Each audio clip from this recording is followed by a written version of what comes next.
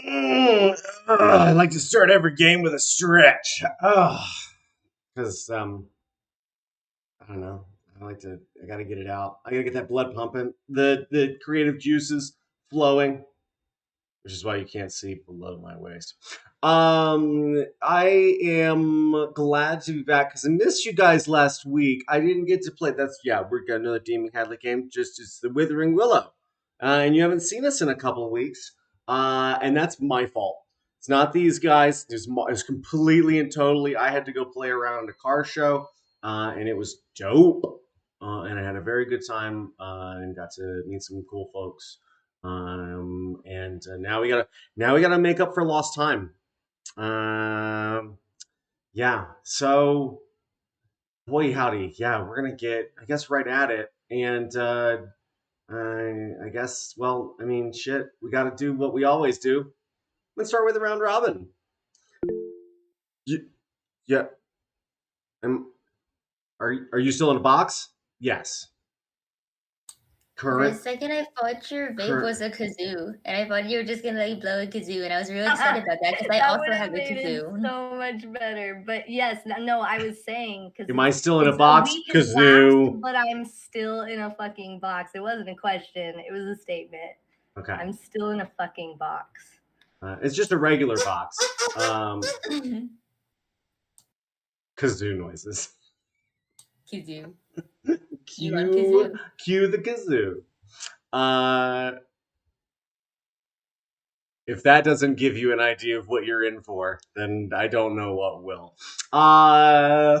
Let's get started with the round robin. That's right, everybody. It's really everybody's favorite part of the game. It's all downhill after the round robin. But during the round robin, we like to do four distinct things. That's right. The first thing we do is introduce ourselves. The second thing we do is share with one another and the world our pronouns. The third thing we do is introduce our characters.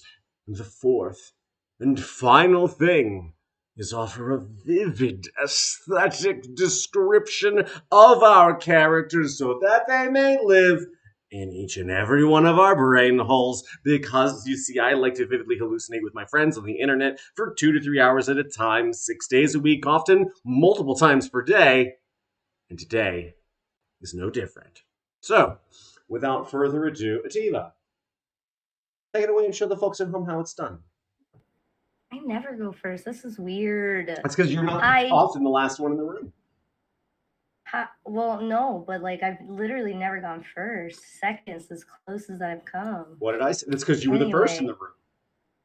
So I'm Ativa Panic.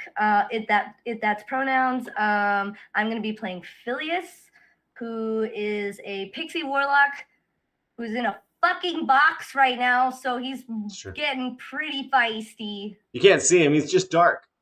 It's getting pretty feisty. His lavender cheeks are getting like deep purple, just like, and his blue eyes are just like, because he's in a box, and that's like the worst thing that could ever happen to them. So sounds right. Yeah, he's got beautiful crystal blue wings. He's about 1 foot tall. They. Yeah. And what else? Usually they would prefer to like just be out in nature naked. But seeing as they're like on like an official job for their patron, they don some flowers and leaves to like cover up their body and look more human-esque. I don't know. He recently lost his seed, which is rough, and out of context sounds awful, but Phileas is the carrier of a crystallized seed who is their patron, as well as an archfey named Willow, and it just got taken by some freaking Eladrin sons of bitches. And that's Phileas. Yeah. A famed general with a bloody history. That's not wrong. Eladrin sons of bitches. Not wrong at all. Thanks, Sativa. Ben, come on down. Me? Lolly? Me? Ooh. Hello, everybody. My name is Ben, and I have the pleasure to play with these illustrious people once again. Oh, I missed it Yay. so much. Pronounce are they, them, and I will have the distinct pleasure to play Tithe again. My my name, I guess you may call me Tithe. I do not really have a name these days, at least none that I could remember. Who am I? I am the nature-inclined, memorable, blind guy of physical mind that is quite socially terrified. I'm sorry about that. I do that when I get anxious, which is still better than me becoming angered. It stirs when the rage creeps in. So let's just hope it's never awake, eh? One can only hope. Yeah. And for my substitutious description, bones wrapped in muscle and skin, wood polished, charged with arcane energies. A body theirs, but also someone else's, something else's. Quieted away, soul deep inside, Tithe barely registered the labored impacts raining upon the uncanny body's upper torso and head in quick successions. A disquieted mind strained to relinquish the effort to find rhythm and focus in the received blows. It was ever returned back to the subconsciously superimposed patterns, forming the same image over and over before vanishing in dreaded darkness, emerging and reforming again. Painfully sharp, the faded face encountered in their dream dominated their thoughts unrelentingly. Their friends, the word hit them, made them falter. Yes, for some reason unknown, they had become their friends, hadn't they? Blurred, bathed in red, not their own, the vision of Tithe's momentary prison pulsed and shaked under the great pressure of restraint, the beast stressed to not lash out around it. And still, lines, colors, surfaces, patterns dominating, only congregated for the singular purpose of shaping the fated, ethereal, androgynous face. Tithe shuddered under the realization how deeply familiar this unknown face was to them. How many emotions, how many unpresent memories had to be bound to it, and yet he didn't know it.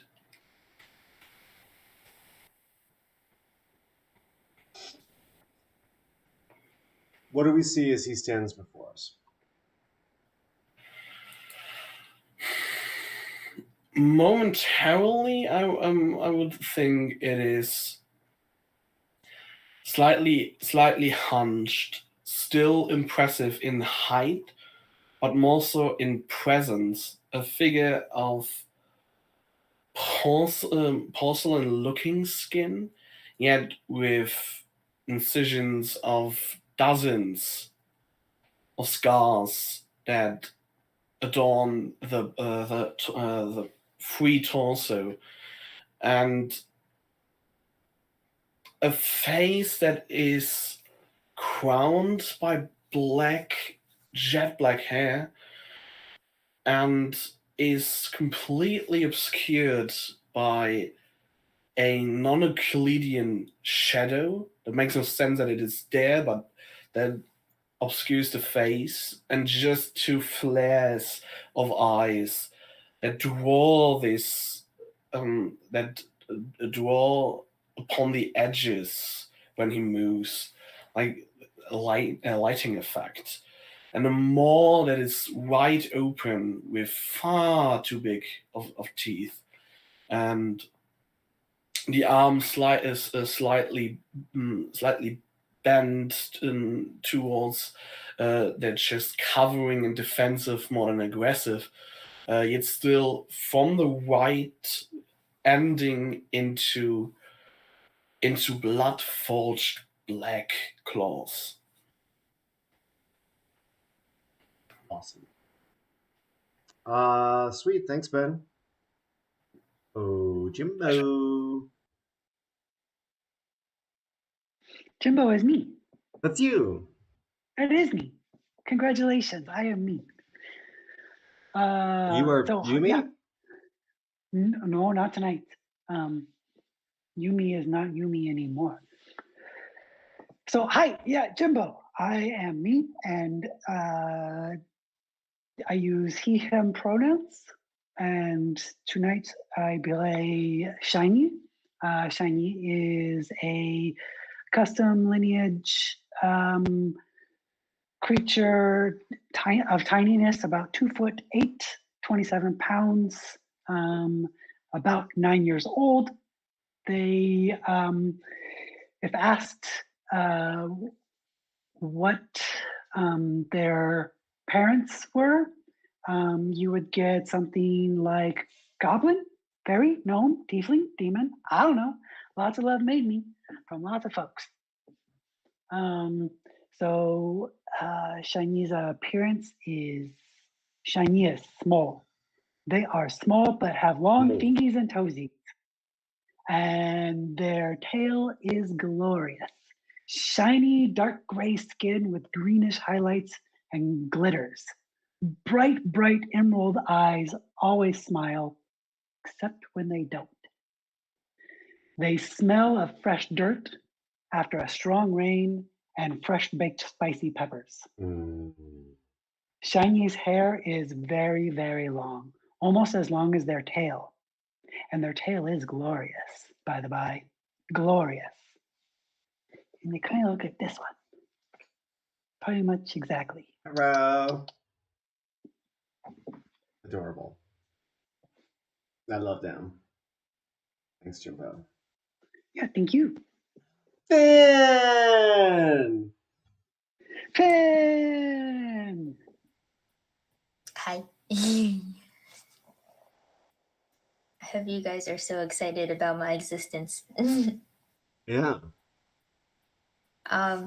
So I'm Finn, they, them, and on Wednesday nights like this, I play Portobello, Furbolg Circle of Swords Druid. She, her. She's very big. She like 8.5 feet tall. I don't know, very just big for even Furbolg, which is a little taller than average Furbolg. But I'll just present it. Go to my folder. Show me the inspo. Looks pretty much just like this. Cause Adorable. yeah, I God, made. She's so good. And where? There's like the actual art that my friend made. Is good. Yeah, there's pretty much the picture I showed is accurate. Not much is different because I kind of based her outfit after that outfit in the creator game. So, no. Well, there you go. Problem solved. But yes, yeah, she's very like cottagecore, Lolita, academia mixture, but mostly cottagecore. I love it. I love her. I love it all. I love all of it. I love it. I love it. I love it. She's mom. Everyone else in the party here are her children now. I don't make the rules. That's kind of like how all of you are my children now, since I have adopted everyone. That's right. You're all my children.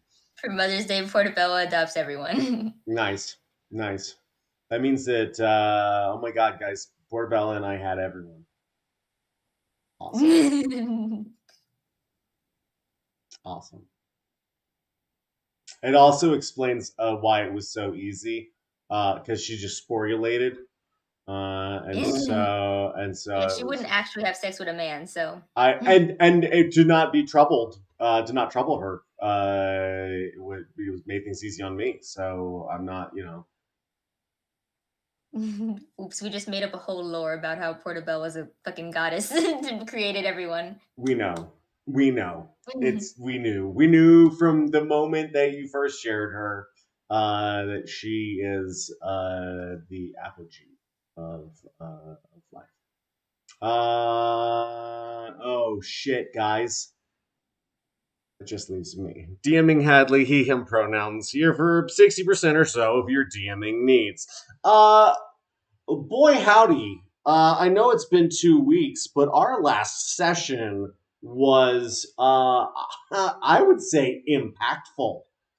Would anyone love some inspiration by contributing to a recap of what happened?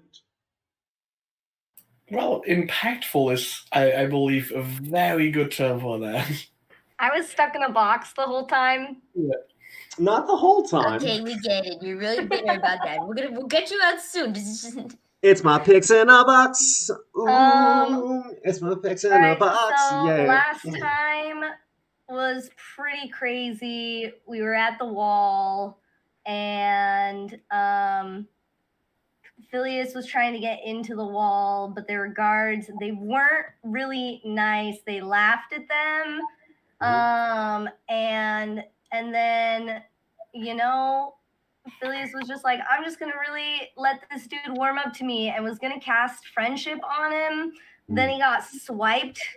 Just straight swiped by this elf dude. Grabbed. Just swiped by this elf dude, and Portobello was off in the distance seeing all this happen, and was probably like, oh no.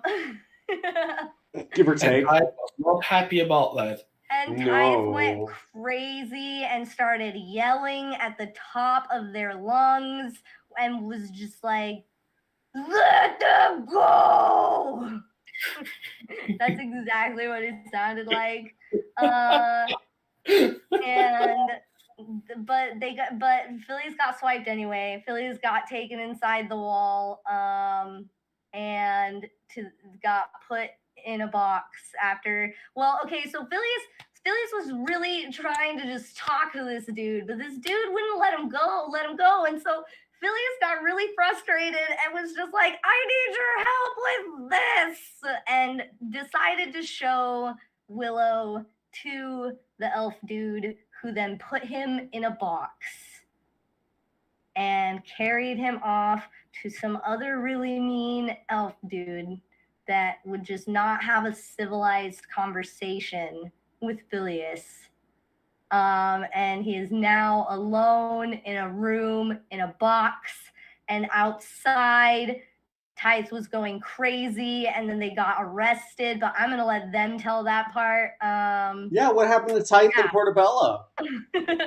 Well, basically, in a much more, at least conversationally violent way, Tithe parted a sea of people like Moses did the Red Sea, and find themselves at the end of that at the spear tips of some Eladrin that were not quite, at least at first, not quite warming up to the idea of this individual powerfully calling them out.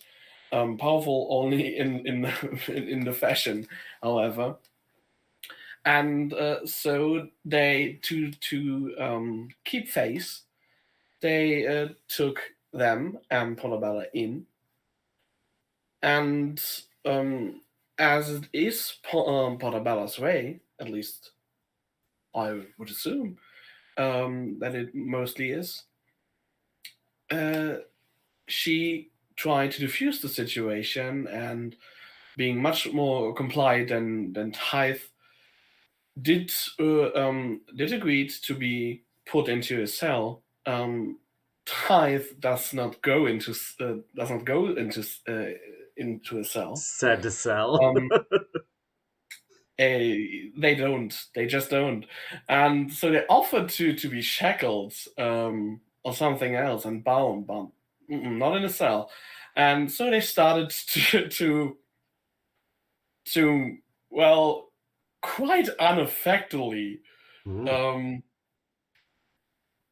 just clawing away at Tithe, and Tithe had become non-Tithe or semi-Tithe or Tithe in between, and in that stage, just receiving the blows, just waiting for what happened, and something did happen. A Quickling found a Portabella, and both of them had a conversation, and that conversation ended with them deciding to not want to stay in the cells no more. We've decided not to stay in your very hospitable prison, and we'll be going now. Thank you for your time. Thank you for your hospitality. So they went out, and then they went out the hallway, out of the barracks, and Tithe followed, and the door was shut in front of some very, I would assume, confused and angered guards on our side. Yeah, you guys did, with the help of your Quickling friend, did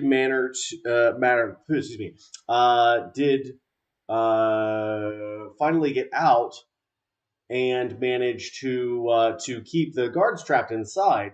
And about that same time, Phileas figured out that the box that they were in had some magic suppressing energy in it. Oh yeah, I forgot about that. I tried to Eldritch Blast my way out, and Lucky Charms were just flying out the keyhole. Yeah, it was pretty adorable.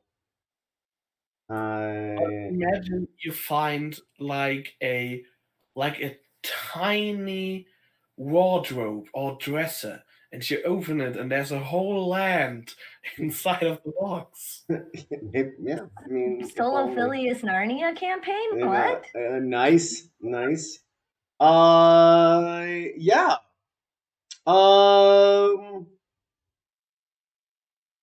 Let's start with Shiny. I just want to sing that song from Moana every time I say your character's name. Go ahead. I can't. I can't bring myself to do it, but I want to. Yeah. I thought you can't because Disney will find this and then take it down because I'll start singing, and then you guys will just see a black knight never just sleep. And then in the background we just hear. Yeah.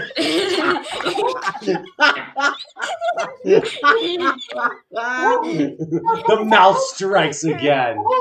Honestly, the only lyrics I know from that song, and I have seen Moana a multitude of times, is I'd rather be shiny. And that's it. That's all I know. Everything else I don't know. Oh, I'm going to fuck you up. Yo, I keep thinking about how that, because I'm pretty sure Tamatoa, that's based off like an actual Polynesian god or like powerful figure, but either way, he's based off a coconut crab, and the thing is, he likes shiny things because actual coconut crabs are like crows. They like to steal shiny little things and collect them. Same. So it's just that, but on a bigger scale, and it's just really cute because like people are like, "Oh, coconut crabs scary because they're big," and like, yeah, they are big, but they're basically just crustacean raccoons. Like they just go into your garbage and steal your garbage, like. And then they crack coconuts with their giant claws. Yeah. As their name would imply. Hey, Shiny. Hi. Hi. Hi. Can I get a stealth check, please? Oh yeah. You're pretty stealthy, right? Decent at it. Hi, Shiny. Oh my god. Oh, 15. Okay. Before the party woke, where'd you go? They were all having the sweetest of dreams, courtesy of you. Yeah. Had to go back to that tree that had all of those food goodies in it Yes. because everybody was going to need more food goodies. Mm. So we had to sneak off to get that to make sure that there was enough for breakfast in the morning. I think we see that that first light of day. Again, in the Feywild, there is just sort of this magical illumination that sort of abounds. Everything's saturated with magical energy. But you can still see the rise and fall of the sun here. And it's that moment where if you'd been drinking, you looked out and you went, fuck, I should have gone to bed about 3 hours ago. But in this case, it's a beautiful time to move around. The leaves are dewy on the ground, and there is that really nice petrichor aroma from the moisture. As you go back to the tree, you can see that those nuts and seeds and all of the goodies that have been gathered there, save what you had already withdrawn from savings, are still there. And as you gather them, how much do you want to take with you? I want to gather one of those big giant leaves Okay. and turn We're in like a turn that banana into like a leaf. sack. Yeah. Yeah, okay. All right. Yeah, I don't think that's hard to do. Because they're bigs and bigs need lots of food. So They do. this leaf should carry big amount of food. Okay. As you make your way back towards the camp, can I get a perception check, please? Mm-hmm.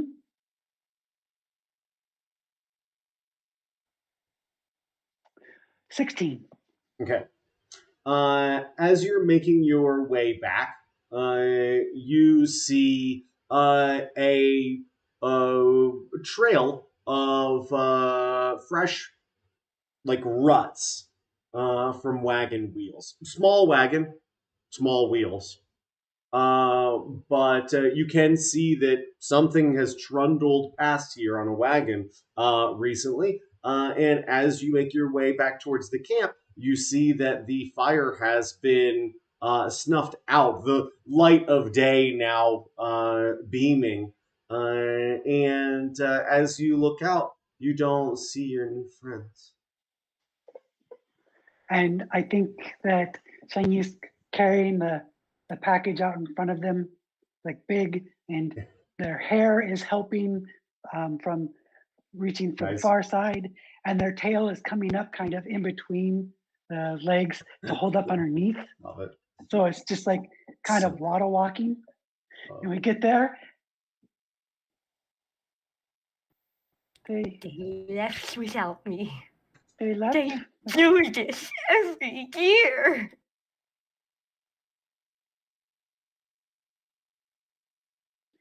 Look at the package. Drop it to the ground. Kind of like fall sit onto my butt.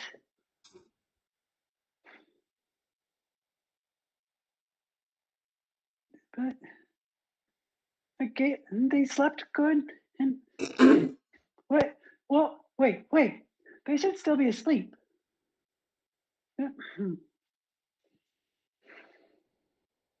What?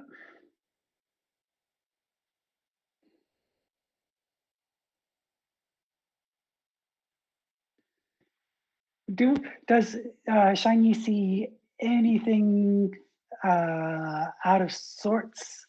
Roll me an investigation or survival check. Either are acceptable. Everybody's starting their own campaign, just filling. Yeah, we're all just I am. How'd you do? 10. I rolled a 3. With Survival. With survival. I will say this. There's a lot of movement around the camp. I think the average individual could very easily see some great big tithe-sized footprints. Moving around the camp, you can sort of see like, well, he either tended the fire, he probably put it out. But what you note pretty evidently are two big footprints from Portobello and a series of big claw prints from Tithe. And they seem to move until they're paralleled with these ruts in the road.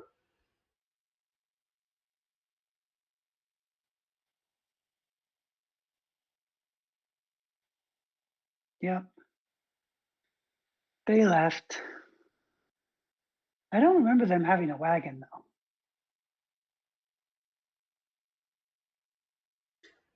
though. My footprints are big and graceful. So, just saying.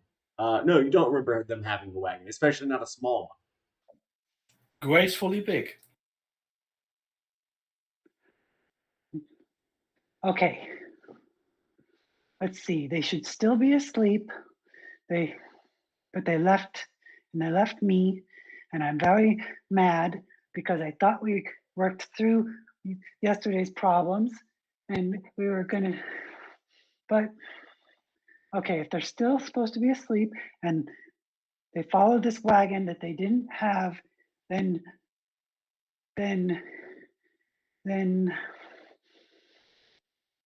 it's magic. It has to be. So, okay, so someone comes along and thinks that these people need to come with them, but can't wake them up because of my sleep. And so there's got to be a party going on somewhere around here that is going to be a lot of fun, and that's why they got picked up.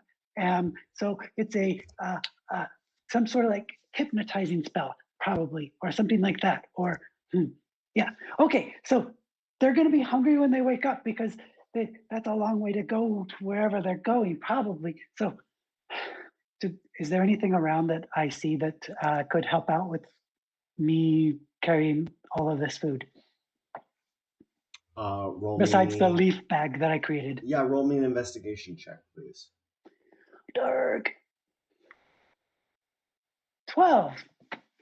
If you want to hunk a piece of bark off of a tree, you could maybe take a big piece, and then you'd have to create some sort of sled with it. But your hair could probably just... Yeah. But it's the woods. There's nothing else left behind. Got it. Yeah. Okay. So coming up to a tree and kind of like finding where it's decided that it no longer needs that bit of bark, pat it, feel for it. There it is. It comes off. And put the food on it and shake the head, hair, head down, start following these tracks. Yeah, we see those dirt skids, those that bark skid, just sliding across this mud with little resistance. It is a big folded leaf full of nuts and berries and dried fruits and stuff. And as you continue to march, the day really presents itself now. It is more brilliant. The sky is a swirl of pinks and blues and yellows and greens, and it is really pretty. That's so good. But as you make your way down this path, muddy as it is, unfortunately, the canopy starts to get denser and denser. And really, not more than about 30 minutes later, you start to see encampments, the first of many. And as you start trucking along here, you realize there's at first people are very far off the road. You can see cook fires and whatnot, and tents and lean-tos. At first it's they're quite a ways away. But as you continue another 30 minutes or so, you start to see that those sort of outposts, there's more tents, and they start moving closer to the road. Can I get a perception check from you, please? You are quite small, so this may the greater sort of perspective. 13. Yeah, you can't really see too far beyond, except that as you continue to move closer, those trees start to thin out a little bit, and you can start to see at an angle this dome over the summer court in its ethereal sort of state. These organic towers climb up, and at first it just looks like the trees keep going.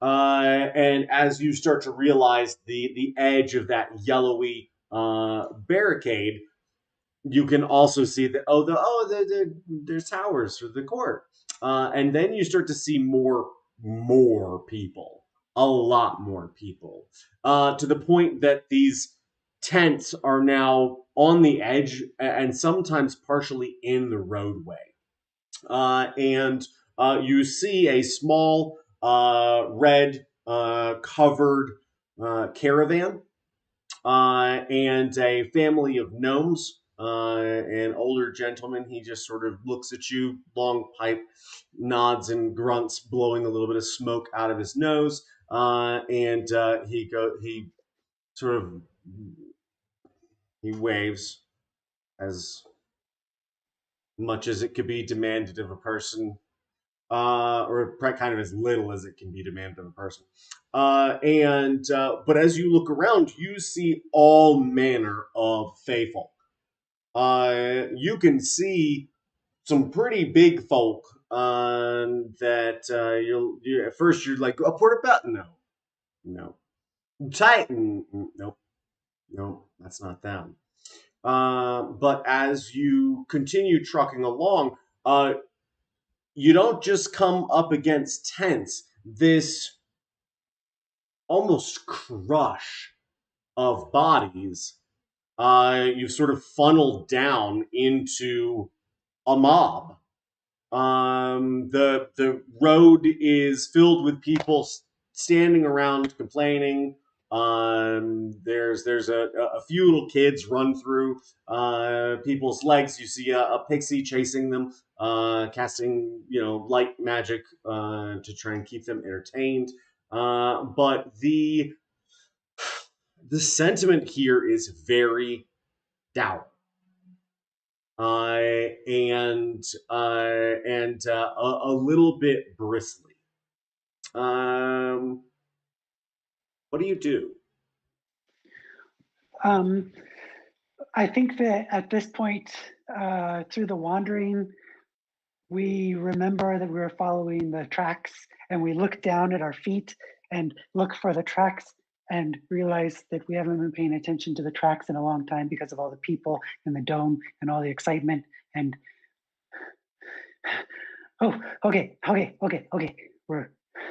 They got whisked away magically to join the party, and the party obviously is in the big dome because that makes the most sense. That's why the people who need to sleep are camped way back there, and the people who want to be close to the party are over here, and we need to get inside probably to the party at the time, and there's all these people right here, and reach up, grab onto the closest person, and yank on their clothes or finger, or as you pull on the edge of a long tunic, he has very distinct tabaxi features, but he looks more human than what you generally expect tabaxi to look like. You can see his skin. You can sort of see a thin, like line of fur, in a yes, correct. In sort of a golden short streak.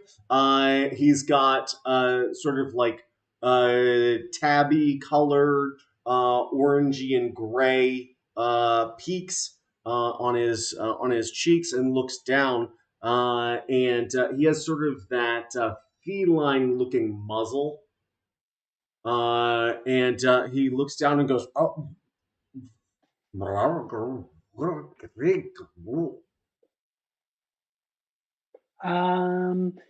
Is that Sylvan, Primordial, Druidic, Common, or Abyssal? It's Tabaxi. But So I don't know any of them. roll me an intelligence check real quick. So it's not a furry. It's a cat's the musical cat. Yes. If you keep that up, I'm gonna give you disinspiration. But I'm not wrong. No one said Not that. wrong. No one said Except it's wearing a tunic. that. He's wearing a tunic And pants, and a long, sort of ochre-colored robe on top of that. How'd you do? So 12 intelligence check. He seems friendly. Whatever he said, it's not hostile. He's trying to talk, and he sort of cocks his head and looks down, and he says,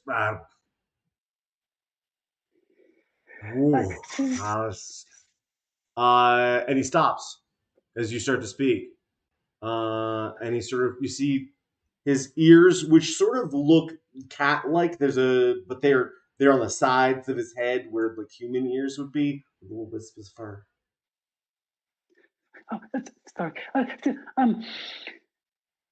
Ég finnst nú van ektorfist Sneneman and opportunity for flower of intangict. Persenene? Sylvan? Yes. His ears perk up. And he looks down and says, Ista rob edum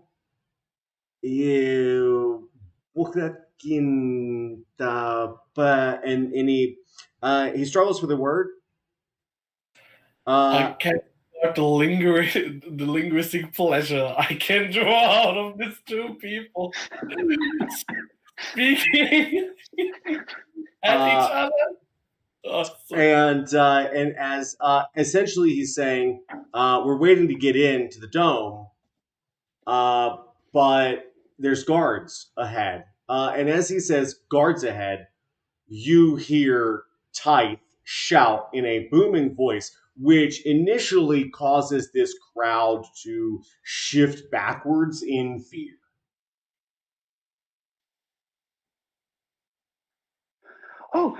Oh, that's my friends. Okay, thank you. That's exactly what I was looking for. Oh, sorry. Surindishpun and Finitas Pun Kuturat Eforicetara. He and turns and begins to run.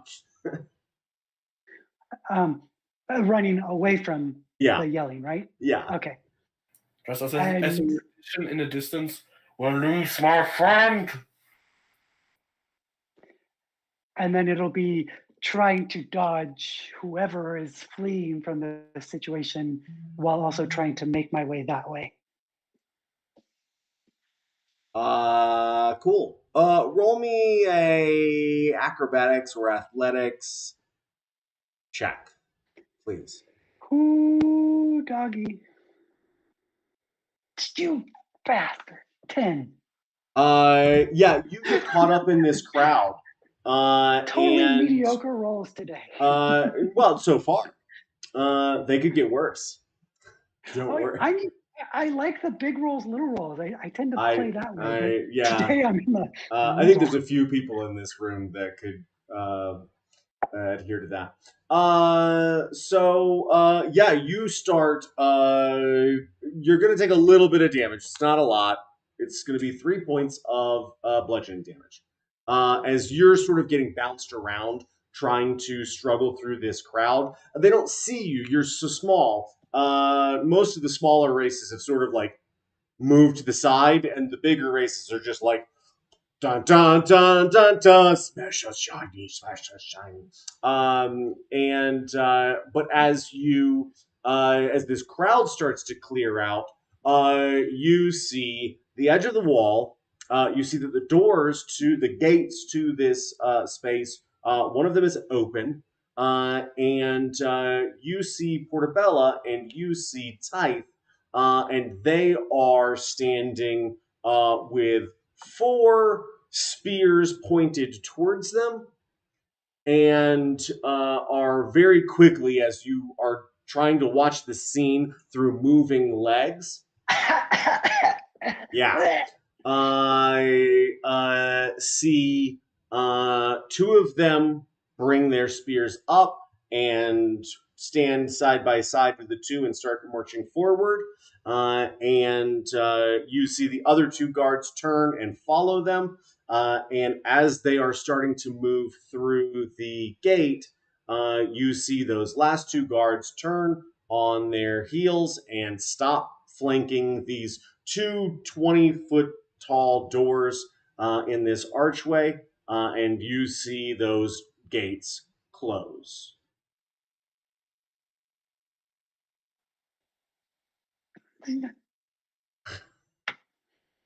Again.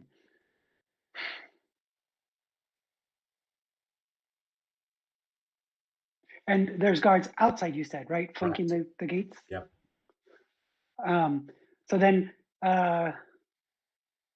but they were also the ones that were a part of the spear Correct. towards the group, and then they got taken inside. Correct. As far as I could tell. Okay. Correct.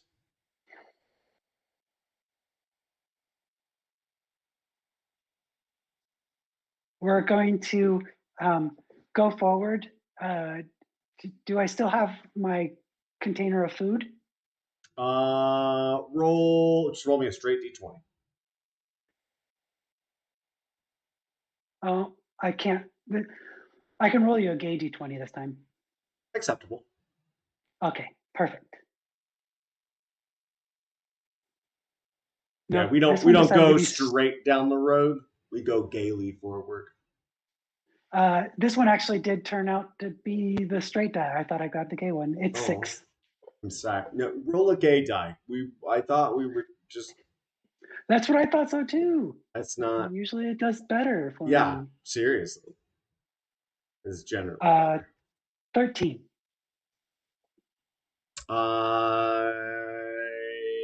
Yeah, most of it is still there, but the leaf that's containing it is tattered.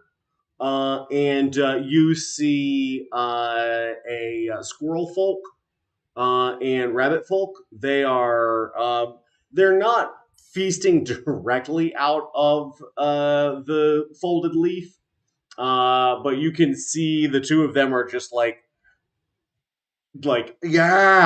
loading up stuff. The rabbit's wearing a nice linen, like cream linen suit, with like a dark navy shirt, and the squirrel is wearing a black T-shirt that says "Suck my nuts." And they're just trying to steal as much. They don't realize it looks like that this came from you. It's just a bounty laying on the ground, strewn about 20 feet. So you got about half your stash still. So that's mine, and that's for my friends. But that's okay. Just leave the rest, please. Thank you. And then I got it. I need that. As you turn around, the 2 of them look up, and the squirrel reaches down and makes an inappropriate gesture, and then grabs a couple of acorns and runs away. The rabbit looks and he starts trundling forward, and he's still putting seeds and nuts into his satchel, and he walks over and starts speaking to you in Sylvan immediately. And as he looks at you, he sort of squints and he reaches into his jacket and he pulls out a small set of spectacles. Hello. I'm sorry. I didn't realize this was yours. Yeah, when the big uns, when they ran, I lost it for a second. I'm so sorry. He goes to hand you the bag that he Oh, has. no problem. That's yours. I'll just get the rest of it for them. Whatever's Well, left. I mean, it's going to be hard to move all of this around like this. Can please let me help? We're all in this together, right? Oh, if you want to help, my friends just got. I thought they were going inside to have fun, but they went inside by Spear Point. I need to get inside to bring them the food because it's morning time and they should have food. Oh, Hey, you can have fun at Spear Point. correct. Shiny still has to learn that experience. How to have fun at Spear Point? Mhm. It's an acquired taste. That's all I'll say. As this rabbit sort of scratches his head and adjusts his glasses, he says, he looks around, a little shifty-eyed, and he says, yeah, I, you might need to trust me.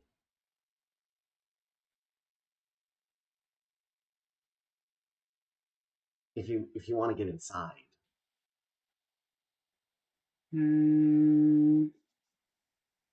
That's a big order. I know. But let's see. I'm thinking of a number between 1 and 10. 7. You are wrong, but thanks for trying. Sure. I will trust you. What number was it? 3. Oh. Well, thanks for letting me know. I appreciate you trusting that information. Yeah. Maybe even if you don't trust me, you can follow me. I will try. Yeah. Okay. You're small. He is smaller than you. He's maybe just shy of 2 feet tall. Okay.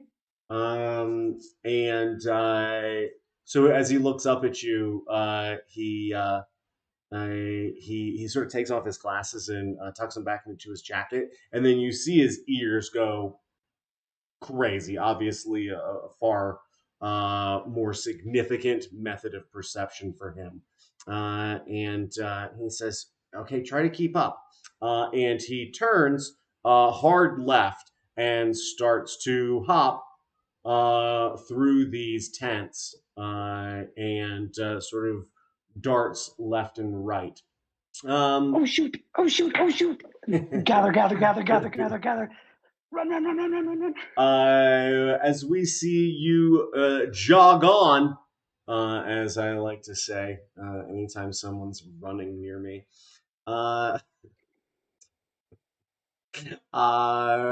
Phileas.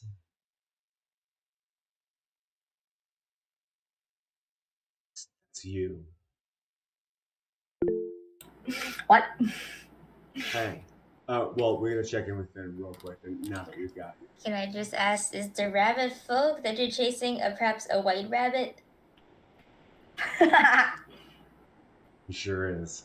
I mean, you said they are in some fancy attire. That's I mean, correct. now they just need a little pocket He's wearing watch. He's wearing a white linen, suit and a dark navy shirt, and he was white in my head.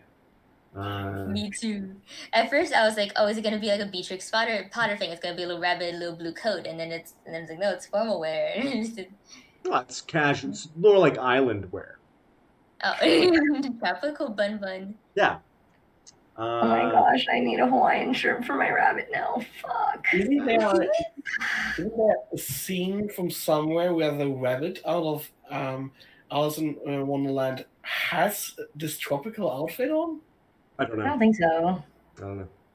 I don't think I don't so. know. Does it? Hey, if anybody wants to Google rabbit Roger has in a a waistcoat, though. Yeah. He has a Waistcoat. waistcoat. In the 90s, Alice in It's his Wonderland. harness. So, It's like how I take him on walks. It's his little waistcoat design harness. It's oh, adorable. yeah, beautiful.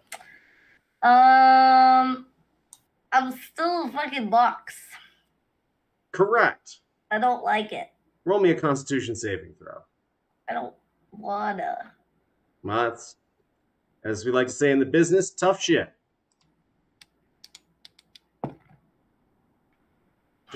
Just to give everybody some inspo. I guess you're or- gonna have to come and get the roll Yes. out of the box because I'm stuck in this box. Okay.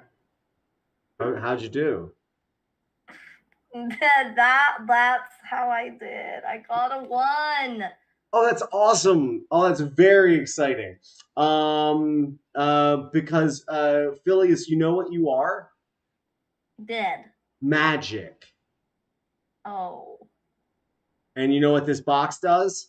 so I'm dying. It feels that way.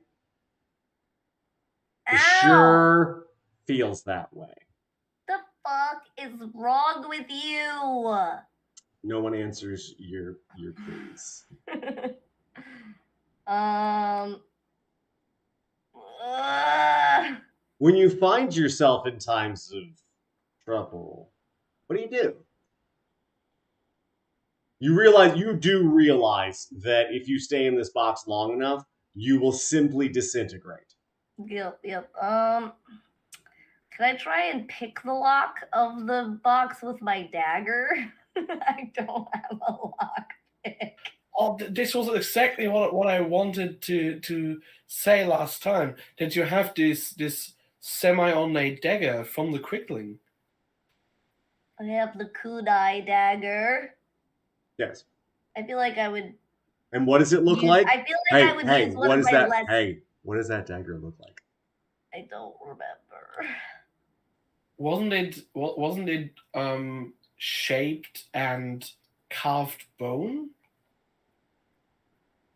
Yeah. I don't remember. I don't remember what it looks like. I only said it pocket. like 30 or 40 times. It is a plain ass dagger with a bone handle. The plain ass dagger. I'm gonna use one of my not bone handled daggers though, because it's nice and fancy. Okay. Sweet. Roll me a sleight of hand check, please. Is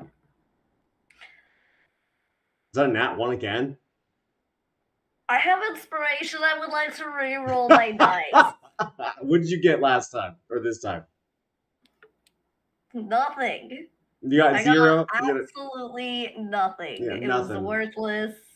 Okay. I got a 1. Okay. Right. Roll me one more. Hey, listen. Roll me one more though, just so we can get the odds in the Hey, this time I rolled 2 1s, bitch, and I have a +2, so that's 13. Okay. As you poke this dagger into the box, it feels like you are the ground for a loose electrical wire.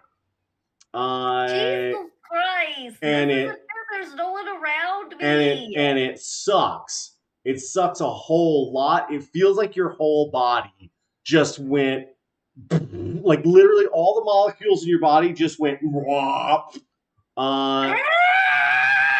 And as you are sitting here feeling this magical energy that you've sort of just like stuck a fork into, we see from outside of the box a small puff of smoke.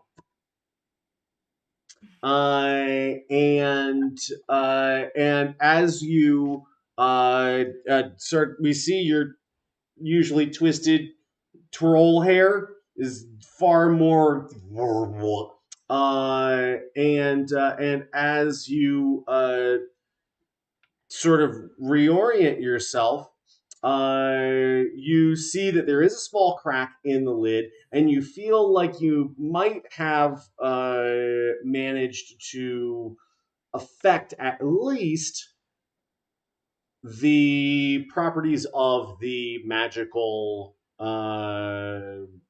sort of suppression. With it being cracked open? Yeah. Do I need to roll anything for that, or I just know that? It know that when I doesn't see feel. crack open. Yeah, you see that thin line. It's not all the way open. The box, it's like the locking mechanism. When you turn it, it sort of like brings the lid down. You've managed to at least disengage that lock fully. And you are going to take a little bit of damage from that magical stuff. It's fine. It's fine. It's just nine points of damage. That is not a little. That's going to include essentially all of the damage for having been in this box for a while now. But you're making headway, and that's important. So I can feel that there's magic again. Yeah. That like I can use magic again. Yeah. I'm gonna immediately start praying to Willow and trying to like. Roll me a religion commune check, with please. him. Yeah. Huh? Roll me a religion check. Religion. Religion. Fucking A. That's a 10. Yeah, no talkie with your religion god, no. I'm gonna try different dice next time. Perhaps. I'm just gonna keep praying. Okay. As you feel that magic start to return to you, it is like a breath of fresh air. And we'll see what you do with it in just a second. Tithe and Portobello, you are standing outside of a small structure which seems to serve as the brig or jail around here. And as you look down, Silvar Magnifina looks up at the two of you and says, "Okay, run." And he looks to the left, and you just see a line of dirt as he takes off. As a new development, as the beast has begun to speak, which it did not do before, the beast turns to Portobello and rumbles, Phileas. Okay, well, one part you guys forgot from the recap is that by the end, Portobello wild shaped into a displacer beast. That is also because you had seen one of those recently. Yes, so she's now Big Cat, and you are being held by those tentacle thingies. Yeah, there are still the pseudopods attached. That's right. Can I get a survival check from either or both of you, please? Yeah, of course. Clinky clank. Oh, the good sound. Yummy sound. What was his survival? Full on ASMR. Yes. Synthetic 20. You bitches in hot tubs have nothing on this. We roll dice around here. With your ear licking. I got 15. Okay. Synthetic 20. Yeah, in very different ways. Both of you start to look out. There is a very clear initial hit that, like, if y'all don't start moving now, there's gonna be trouble. And I think that Tithe, you start to scent the air in that bestial form.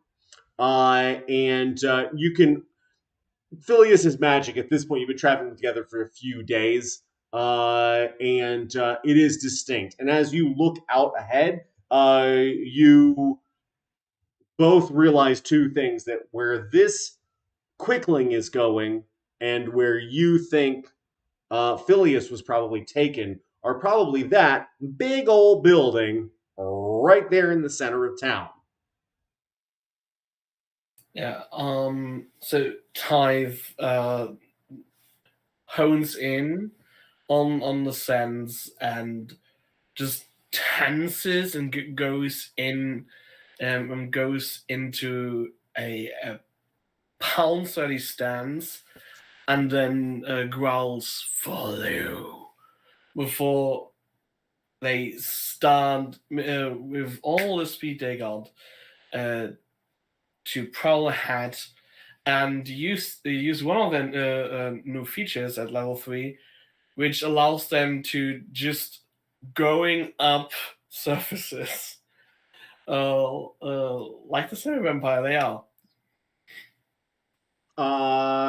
How high do you want to get up? There's a lot of buildings here and a lot of blocks between you and the middle of town. It's just a little like a predatorial feline would prowl, but they have the opportunity to prowl on vertical surfaces. So it's just prowling between those and jumping when they need to. Just follow. Okay. Portobello, you are a Displacer Beast. You can essentially turn invisible.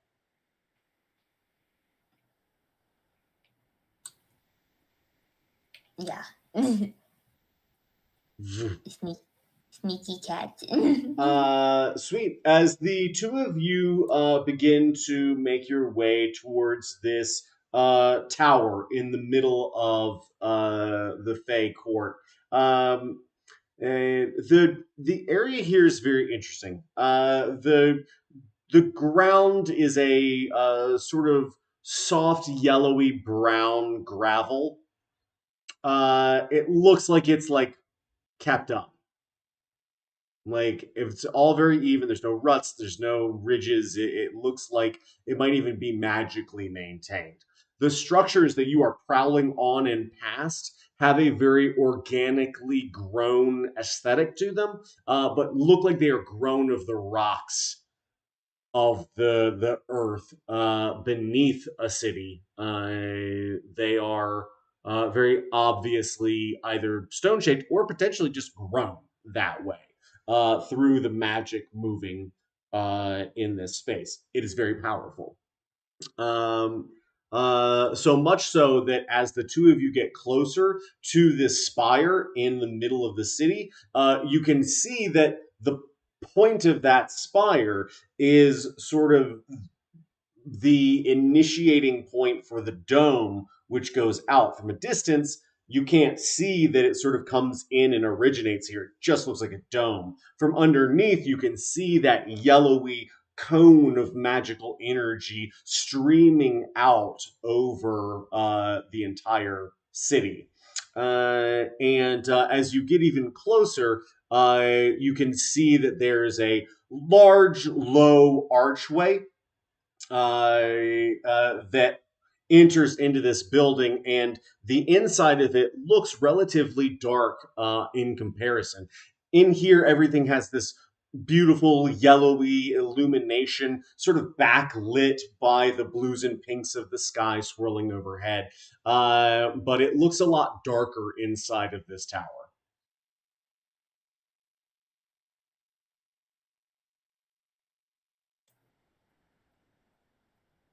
What do you do?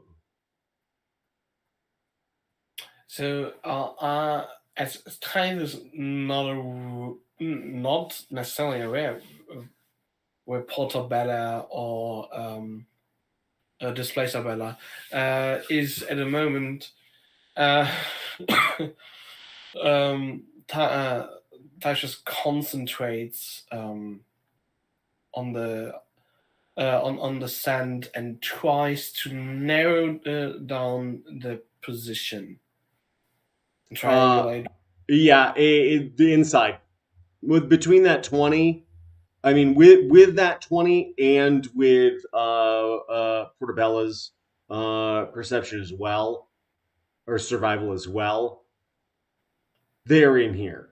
They're in here. They got to be in here. They've got the most powerful entity known to the Fae.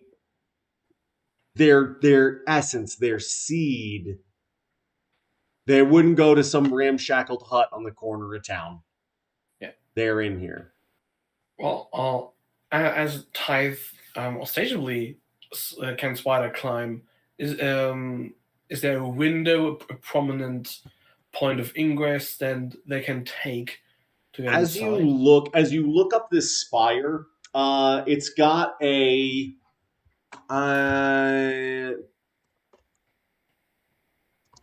I'm gonna see if I can get some inspo here for you. Yeah, it's pretty close. That's pretty close.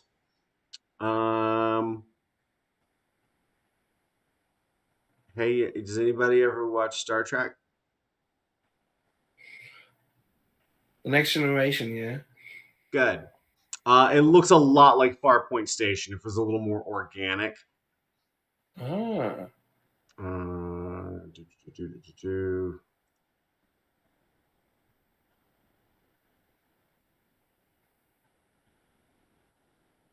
There's that. It looks a little more organic. It's less rigid. It seems to have sort of like bubbling, scalloped, almost like a root structure.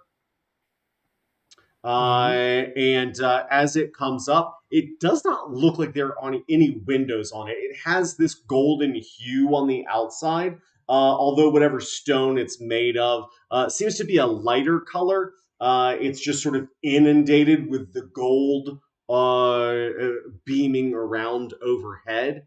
But it doesn't look like there is a single window in this place. It looks like it is just smooth all the way up to that point. One way in or one way out. At least that's the way it seems from here.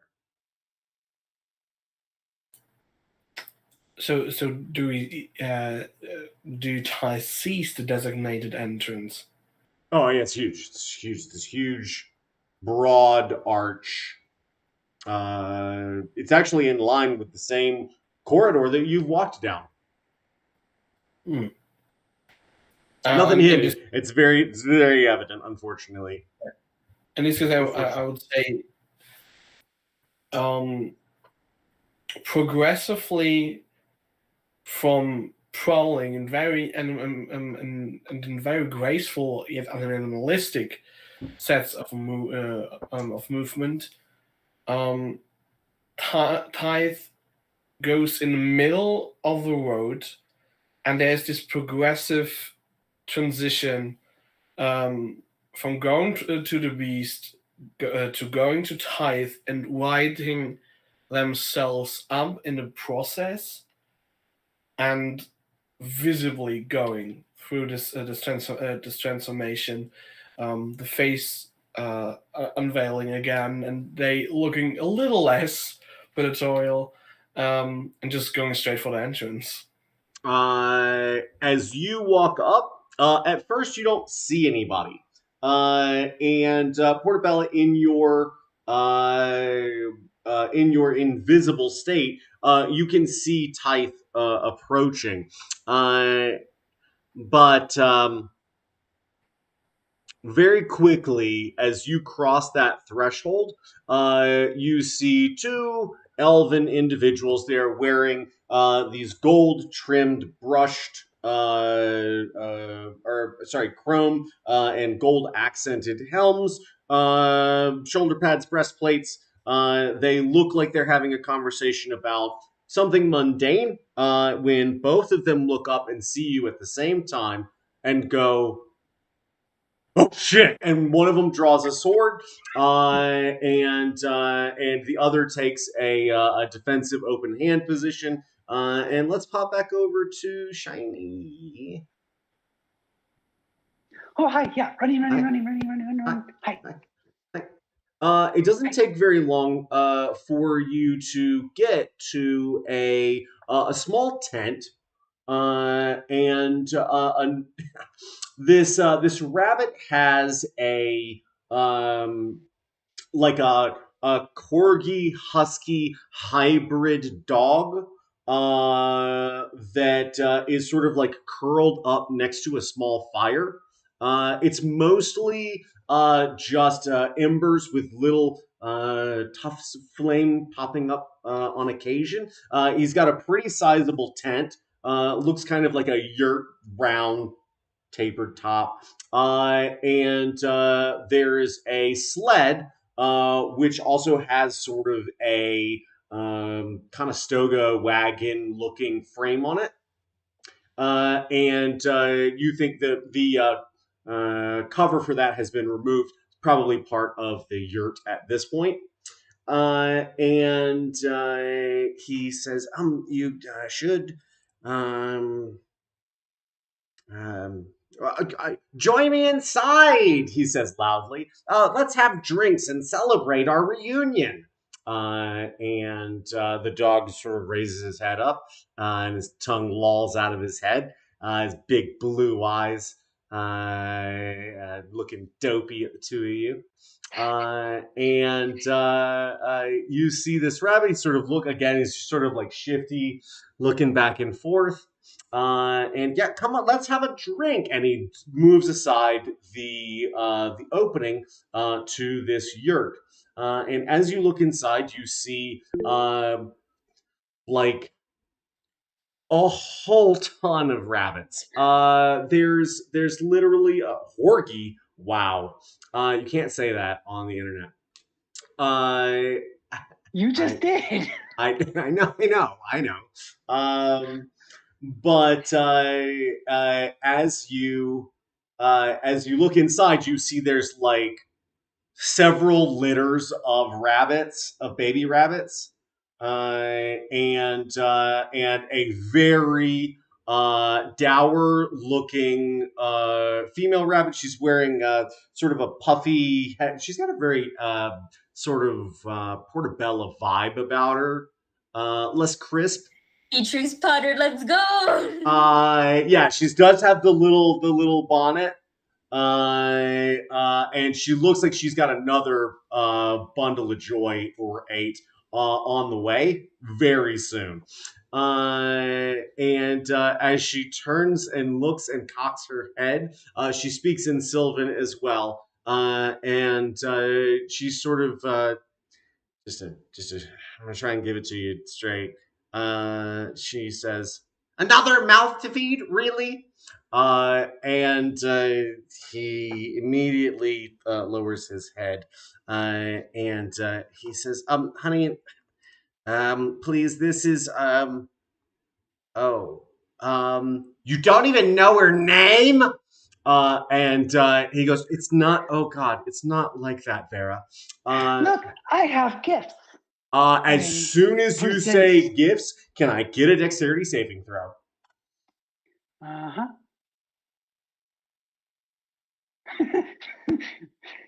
13. Yeah, sort of in the same way that puff of smoke came flying out the keyhole, so too do a ravenous mob of little bunnies. Each of them has an individualized like little shirt. And if you need 30 names, I will give them to you. But save us both the trouble for now. Just saying. Okay. As you are mobbed with little bunnies, many of them cling to you.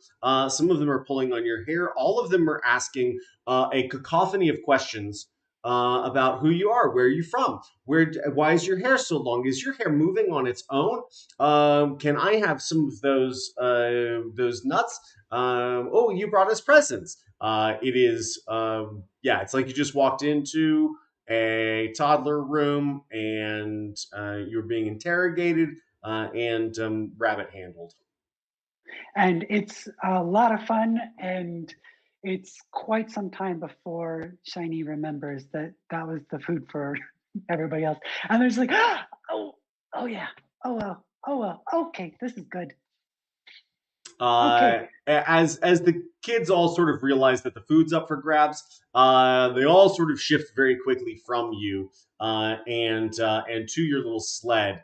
And the rabbit looks at you and says, "We should get this on the yeah, okay." And he strides into the tent, and his wife, she sits back on a pile of linens, and she says, I think they're coming." And he says, "Honey, just hang on for just 1 second." And he walks over, pulls up a mat, and then reaches underneath it and pulls up a bundle of woven vines and twigs covered with straw and leaves. And as he does, you can see there is a hole, a burrow.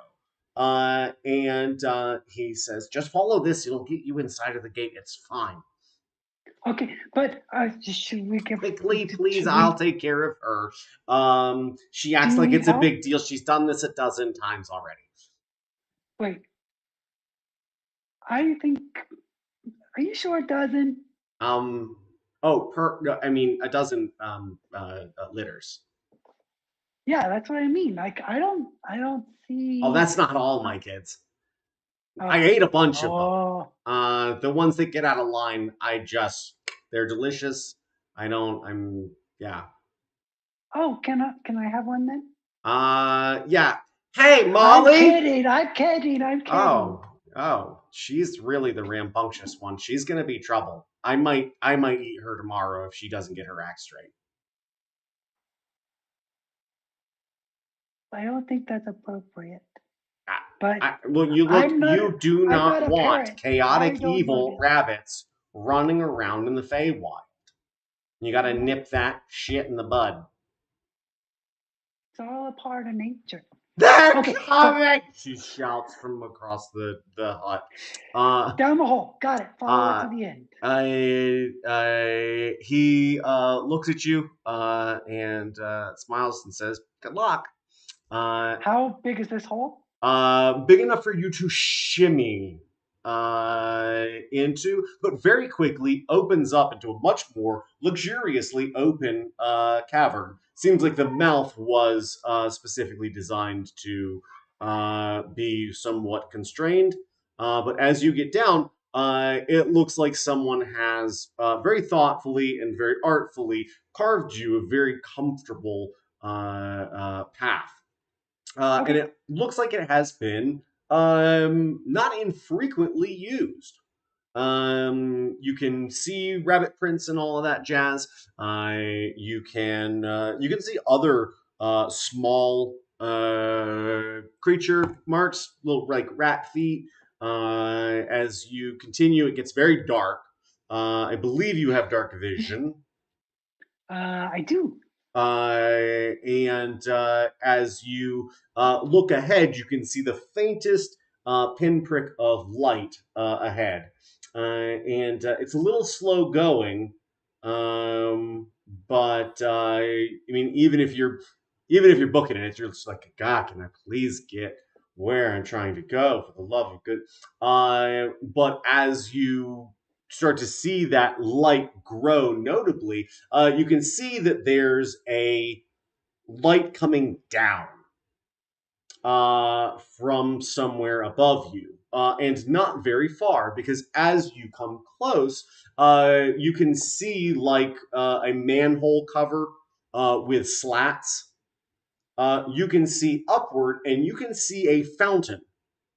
And you can see also a sort of T junction that this burrow sort of meets with an underground, uh, you know, sewer system, essentially, runoff system under the city. Okay. Um. So You need to get up through that thing, and probably the easiest way. And Shiny's hair's already reaching up to push the manhole cover. Can I get a strength check, please? Oh no, No. you're gonna hate this one. Okay. Oh yeah, so I rolled a 19, so you get an 18. We just see Krook as it sort of twists upward, doesn't seem to take any effort at all. And you hear a soft grinding sound as this sewer grate is shifted out of the way. Let's roll for initiative, everybody.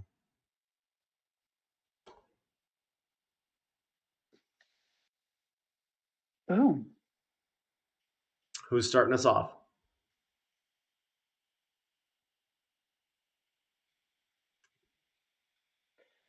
Shiny's got a 20. Anybody better than a 20?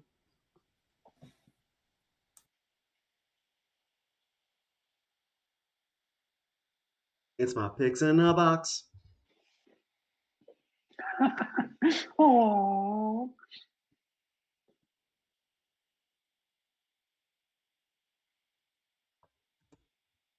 I got 13. It's definitely not above 20. 15. Okay. Portobello. How'd Tithe do? I still need to. Oh, it's a +1, so it's an 18. 18. Yes. Okay. Sorry, I was a little bit slow there. I That's all right. had my modifier. 18. Ooh.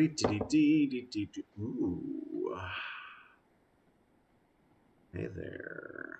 What could possibly be fighting me? I'm inside of a box. The box itself! Yeah, it was actually a mimic. Yeah. Same mimic. Mm-hmm. I mean, like, that's a really unfair advantage. I'm inside the mimic already. Like, it's already won. What? Not if you stab its guts. See, the mimic swallowed the magic dampening container, and so you're inside the mimic, but inside the magic dampening. No. Oh. Wow. I Real feel meta right with up it.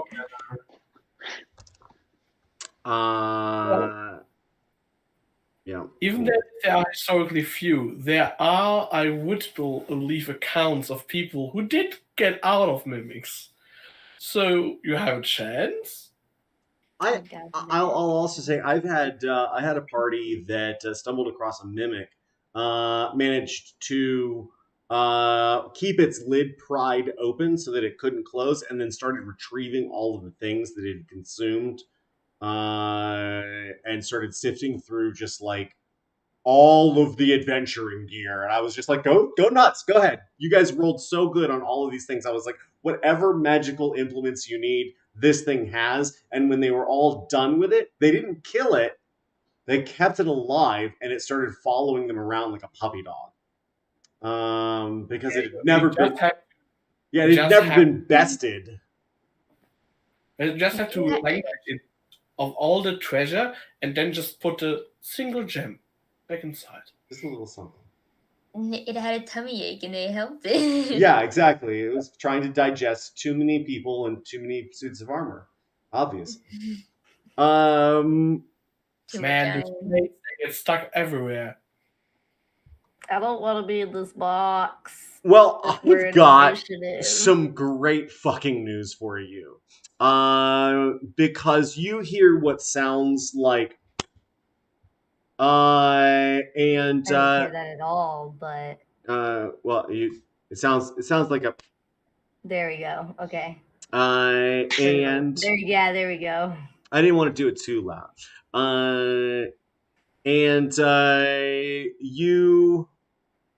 Wow, that's really the guy. Wow. Silvar's good at things, guys.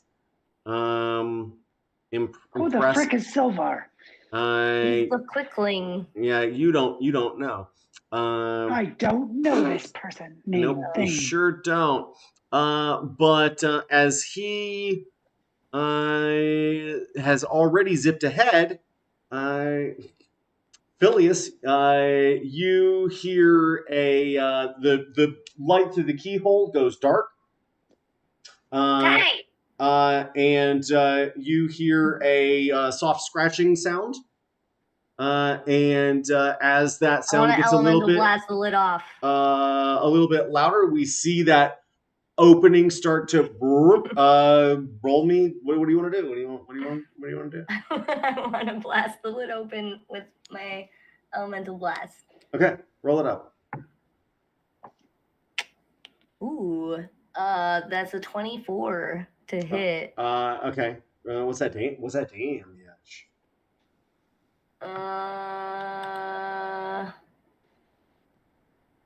Hold on. Too many dice.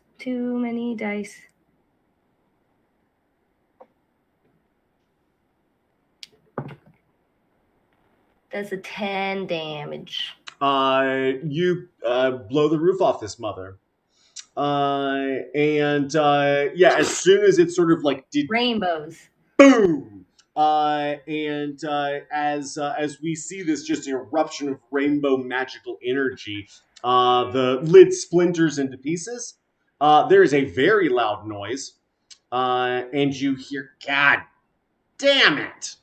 Okay, I guess subtlety's not your strong suit. And as you look up over the edge of this box, you see Silvar. He is now on the ground between two chairs down from the desk that you are on. And he's rubbing his head, holding one of his kunai. In the other hand, you see sort of an oversized, bent piece of metal that looks like he was using that as a lockpick. Nice. And as he staggers to his feet, you hear a guard and then see him at the door, and he pulls a dagger. Look, it's not quite a short sword, from his So belt. like it's as big as me, basically. Yeah, exactly. Oh yeah. And then you see Silvar throw his dagger at the slit in his helmet and literally stab him in his right eye. It is a pretty good hit. It's the dirty 20. Dang. And then he runs forward and extracts that dagger and grabs a hold of the top of this helm and sticks it in the guy's other eye. Wait! He begins to scream very, very loudly. I'm shouting, wait! I'm gonna fly up to the guy and I'm gonna like get all up in his face as he's like screaming. You've got these two little daggers in his eyes. Absolutely terrifying. And I'm just gonna go up to him because I'm pretty enraged right now. I've been in this freaking box for days, and so I like get right up in his face and I go, "Where did he go? Where did he go?" Shiny. Mm-hmm. You want to get out of that hole? Yeah, let's get out of this hole. Okay. Can I get a survival check, please? Mm-hmm. 24, please. Magnificent. As your hair sort of like pulls you up onto ground level, there is a fountain to your left. You can see it bubbling with beautiful bright blue water, gorgeously contrasted by this golden spire before you. And as you look out, Tithe is right over there. But then you start to see the pads of cat-like paw prints forming in the sand about 15, 20 feet away from you, almost in line with that same vision of Tithe.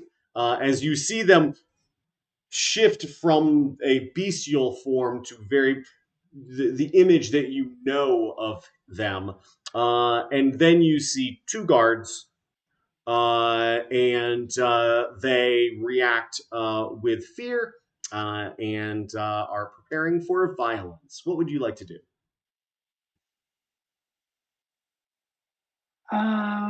So I see Danger, Kitty Paws, and Tithe is what you're saying, right? And soldiers. And soldiers who are no longer getting surprised upon, but are surprisedly getting ready to do violence, right? Yeah. Yeah. Oh man, these guys, they deserve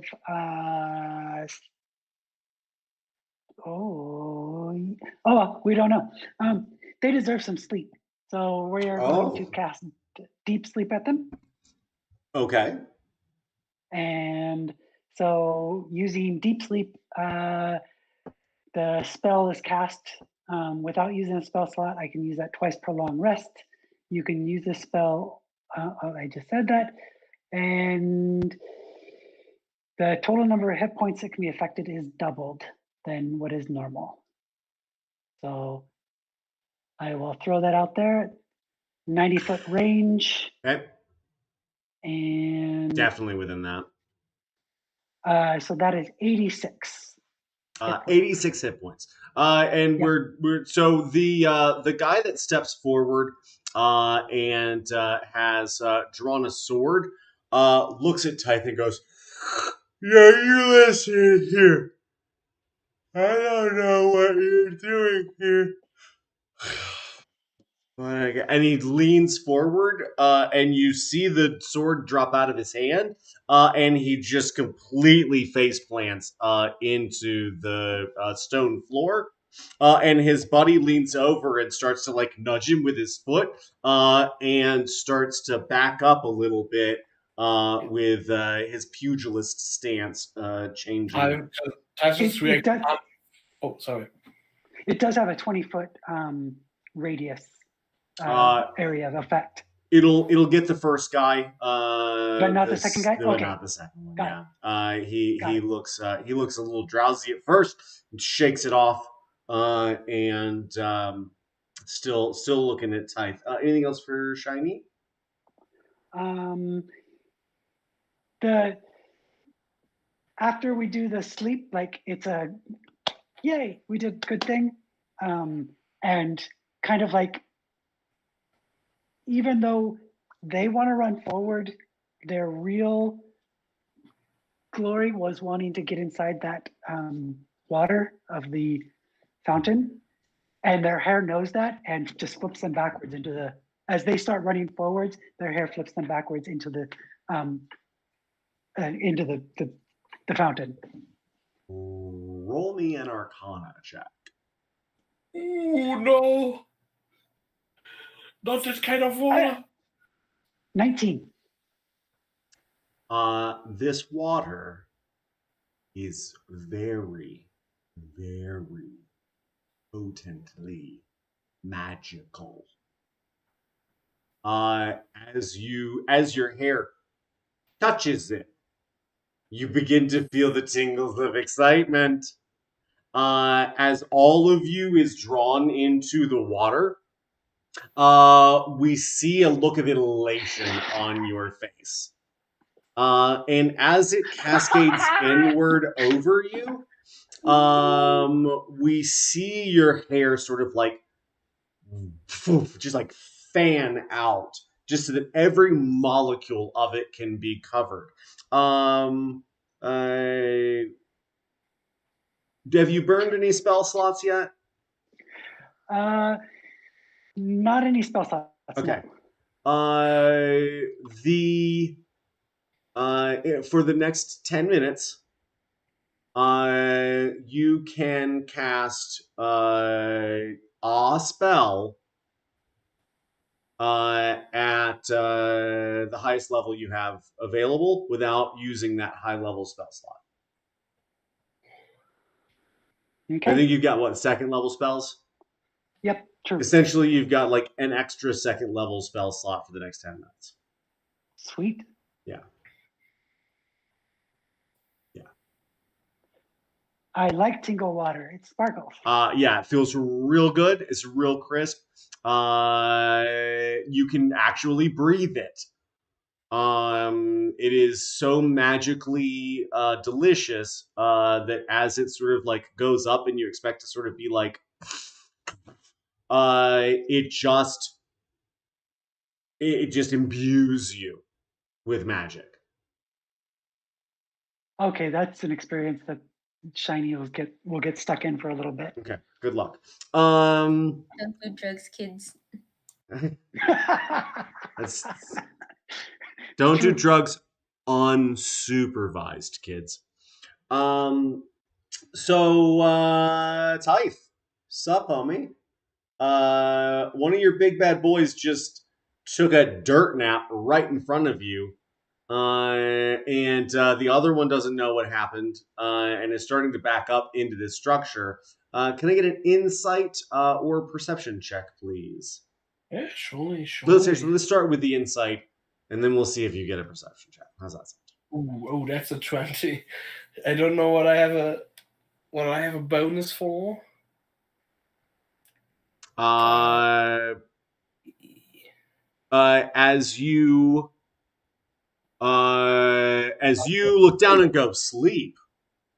Who puts people to sleep? Magic. Oh, and then you hear sploosh, and you see black hair just into this water, undulating up and down, and it looks like a kid at the little kiddie pool splashing with their little floaties on their arms.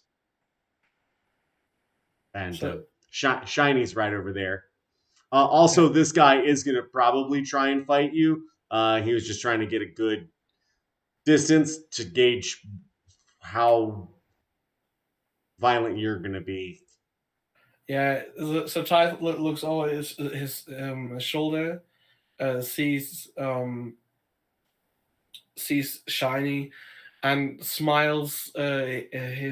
Smiles wildly, but also always a little sadly.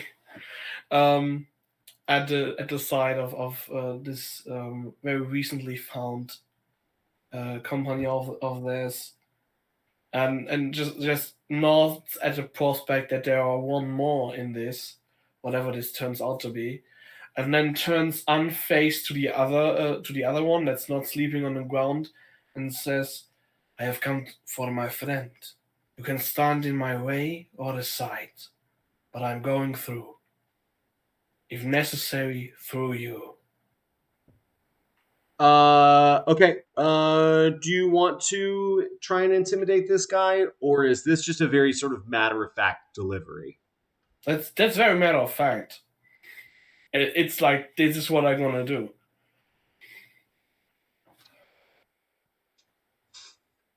He thinks for just a second. You see his arms start to relax a moment. And then he takes a step forward, resolute, and says, "I cannot allow you to pass." And you see him bring his hands up and settle in. And as he does, you see a swirl of wind around him, and then he just sort of looks out and sees Shiny. And Portobello, you can see Shiny. They're 15 feet away from there, right there, splashing in the fountain. And this guy, he says, "I'm sorry." And he looks like he is powering up. You still have an action. Yeah, so I should still have a bonus action, or did I use it for something? No, I just mean like you still have thing. Oh, I have yeah. Go to town. So Tyve, not slightly, your choice. Bonus action, rage, and this is one of the quickest transaction yet to the beast. And bonus action, face floofs over and goes in viciously. Okay. Let me see. I have to choose with my rage which kind of natural weapon I choose, and I choose my claws. Okay. And with my claws, I have an extra attack, I think, was it? I'll make sure of that, because that's important. Yeah. Okay. So, what is it with my claws? Show me my claws. There they are. There's Okay. my claws. Claws. Yeah, so that's a +6. Not that bad. An 18 and an 17. 18 and 17. Yeah.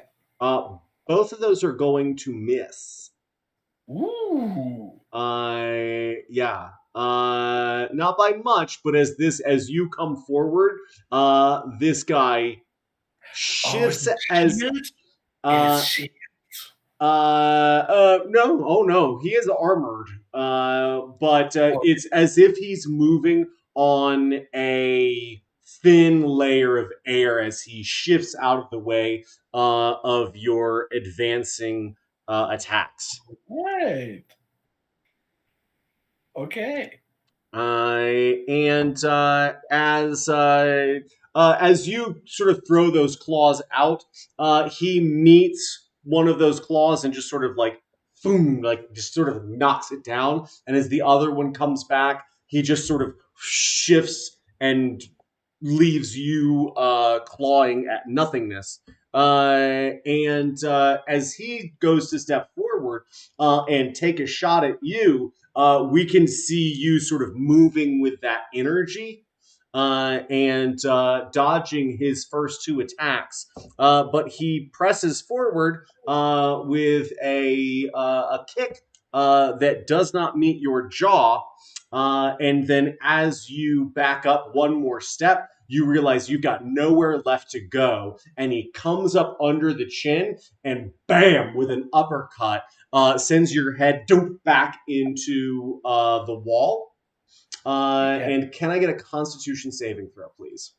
Yeah, absolutely. Absolutely. So 17 plus things. Nice. That's more than enough to keep you from being stunned. Okay. As your head, boom, and we actually see the sort of dark blue, green, gray stone just crack Yeah, behind your head. it cracks and the head snaps back in perfect position, and the beast goes while left and begins to smile with this maw of teeth. You are going to take 10 points of bludgeoning damage, which in your rage is halved. Absolutely. Do that.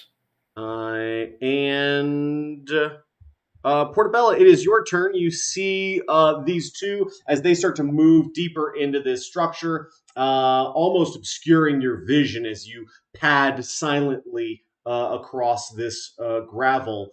What would you like to do? You know how cats like to swat at things? Yes. Yes, Yes. I want to cat swat the guard away. Nice. Roll me an attack with advantage. Do you have the stats for the Displacer Beast?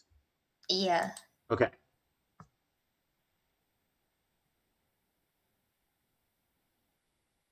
Wait, what am I supposed to do again? I like my brain stopped functioning for a second. You'll make your first attack with advantage, because you are invisible.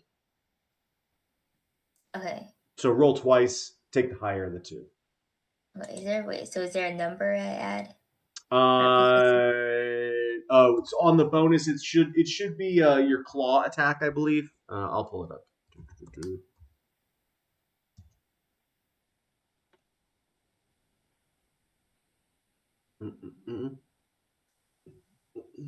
Because what I have open doesn't have a claw; it only has tentacle. Okay, that's fine. Okay. Well, attack bonus normally for the spicy beaten should be plus 5. Oh, +6. +6 is it? Okay. Yeah, with advantage.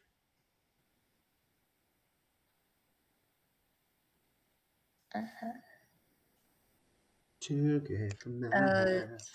To get from math. Yeah, I had to calculate, even though there's both small numbers. It's gonna be 15, the higher. Higher than 215. Yeah, I think we see those pads swat. And as they do, this guy's just moving too quickly. The swirl of his feet and the air moving around him gives a very sort of displaced sensation as well. But the good thing is you get multi-attack, so you get a second attack, and because he doesn't know where you are, you still get advantage.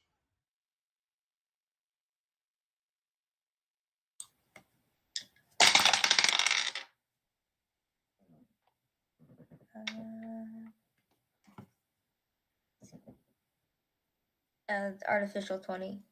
Oh, that is going to hit. It'll be 1d6 plus 4, plus another d6 of piercing damage. So 2d6 plus 4.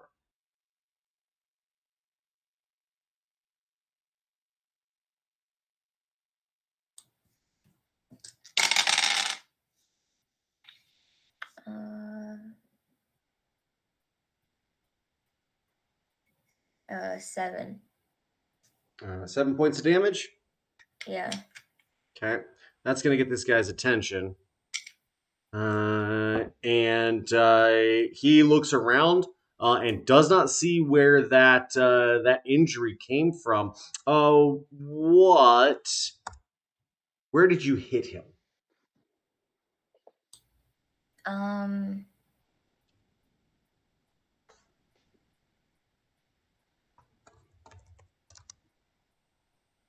I don't know, I was just gonna bat him on the head. Okay. Yeah, just a thunk.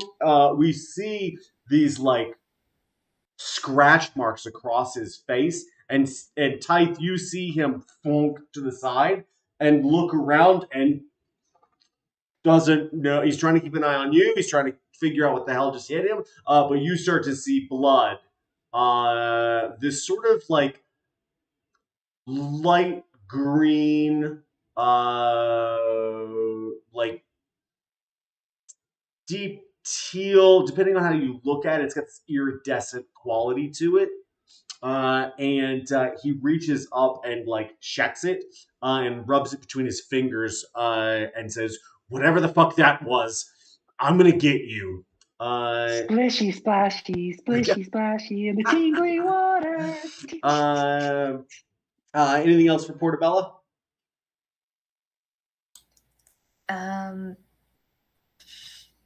Let's see,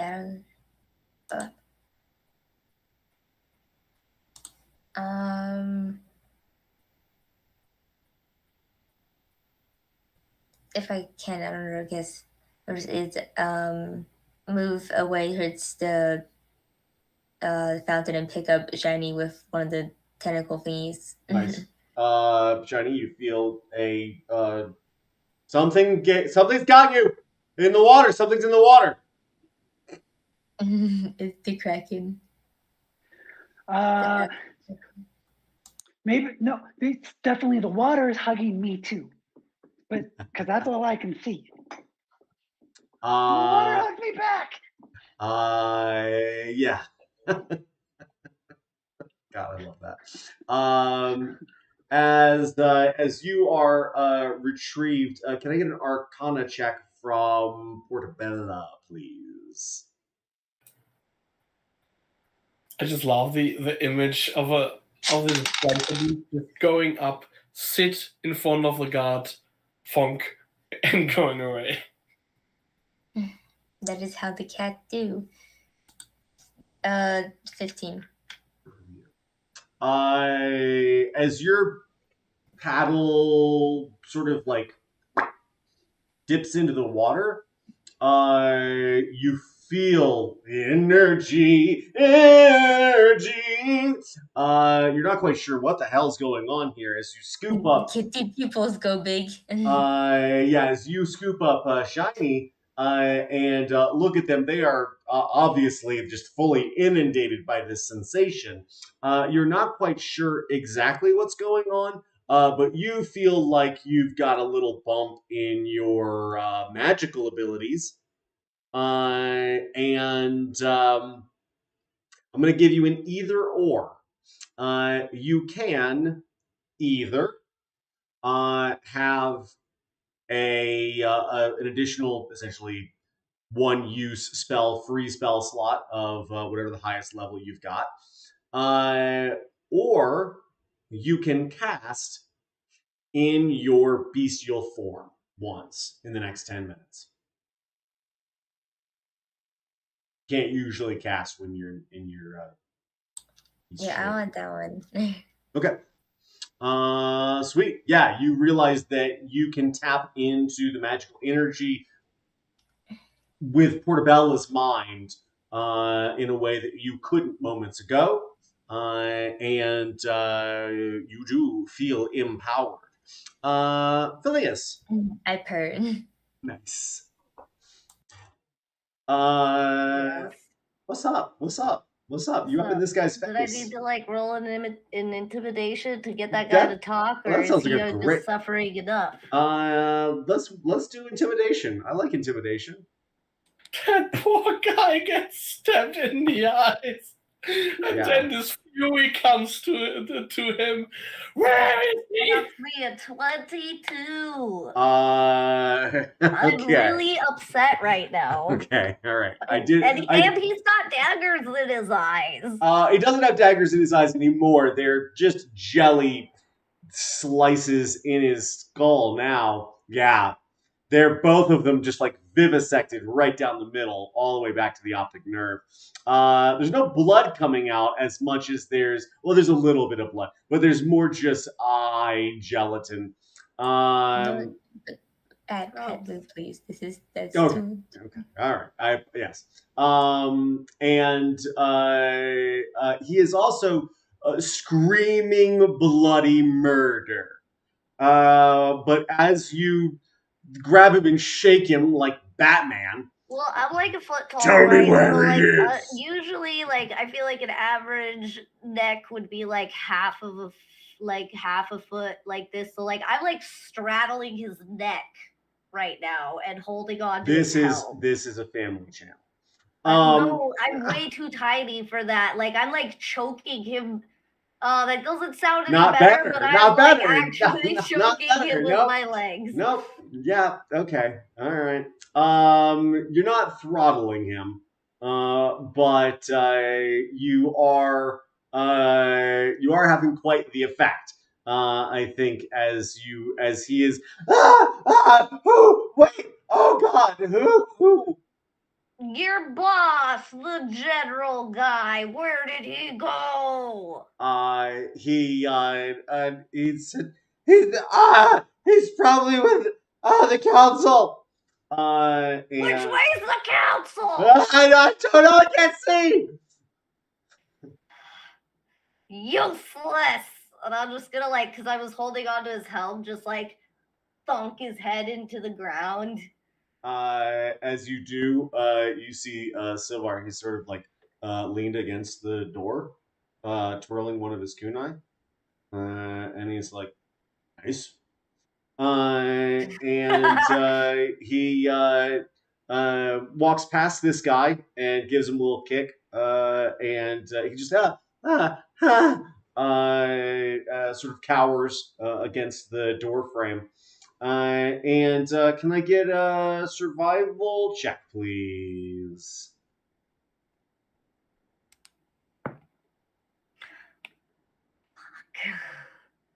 Really just bouncing back and forth tonight. That is a nat 1. As you enter the hallway and you're like, which way should I go? You look to your right and it's sort of like a long sweeping corridor that bends off to the left. I look And back at Silvar and I'm like, do you know which way to go? he steps out and twirls two of his daggers and he says, that way I think is maybe where we came in. And as he turns around, both of you hear heavy footfalls, and you see three armed guards. One of them's got a shield and a sword. Another one of them has a spear, and the other one seems to have daggers on his hips and has not yet drawn them. But as they see the two of you come out, their compatriots still screaming in agony, they all sort of like come to a skidding stop and look at the two of you. And what do you want to do? How are they positioned? Like, are they triangled or like are they in a line coming up the corridor? Like, is the corridor thin enough that they're in a line? Kind of ish. So as you look to the left, the corridor sort of tapers downward and like it gets clearly smaller. So as they're coming out, they sort of come out in a line and fan out into the guy in front of you and closest is the one with longsword and shield. The guy with the daggers is sort of behind these two. And he goes to draw those two daggers. And the other one with a spear is on the far side of that hall. They're taking up most of the space in this hallway, so you can't get past them without potential opportunity attacks, unless you're very dexterous. They are also all within 5 feet of one another. Or at least they're all within 5 feet of the guy in the middle.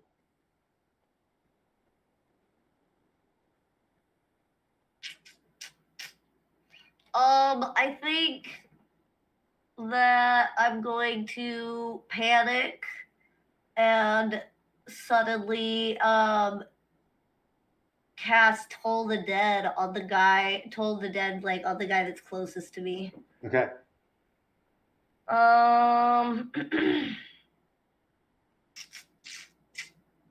So you have to succeed a wisdom saving throw. 10. And it's against my spell modifier? Yes, that'll be on your spells on the right side of the top. Yeah. Spell save DC. Spell save DC. Okay, hold on. And you said 10? He got a 10. It's not going to hit. He's not going to save. It's no super proficient. He's not going to save. It's Yeah. not going to save. Okay. So that's a D. That's 2. Actually, it's a D12. I was looking at a different spell. D12? Dang. Yeah. Wait, here we go. It's like 9 necrotic damage, fool. And you hear this big long bing bong in your head. Yeah, fuck my life. It sounds like someone just took a huge mallet and hit his shield with it. And it looks like that's the way it landed as well. As he staggers backwards, and the elf, all these guys are in this chrome and gold armor. The guy in the middle is just sort of half plate. The other guys seem to be fully armored. And as you hit him, he staggers backwards. And the guy with the dagger sort of like catches him and pushes him forward and says, "What the hell was that? Seize them!" They begin to rush forward towards you and Silvar. As they do, Silvar does great on that one. He runs around and you hear ting, ting, and you see the guy in the middle looking around, trying to figure out where he is. As he does, he turns and you see this guy. He's facing away from you, and Silvar is hanging by the back of this guy's breastplate with a kunai in his mouth, and he grabs it, looks back at you, and winks, and then stabs him in the neck with it. And as he shouts, he draws the attention of the other two guards and Shiny. Mm-hmm. You got an Yeah. invisible kitty. I got a danger kitty that also likes the tingle water. Yes. I'm up and at their disposal, so I don't know what's going on here. I see Hythe is fighting this guy who's moving kind of swooshy like. Yep. And yeah. There's also a sleepy boy. Don't forget the sleepy boy. Oh yeah, Sleepy Boy's gonna sleep for sleepy times. And let's see, we would like to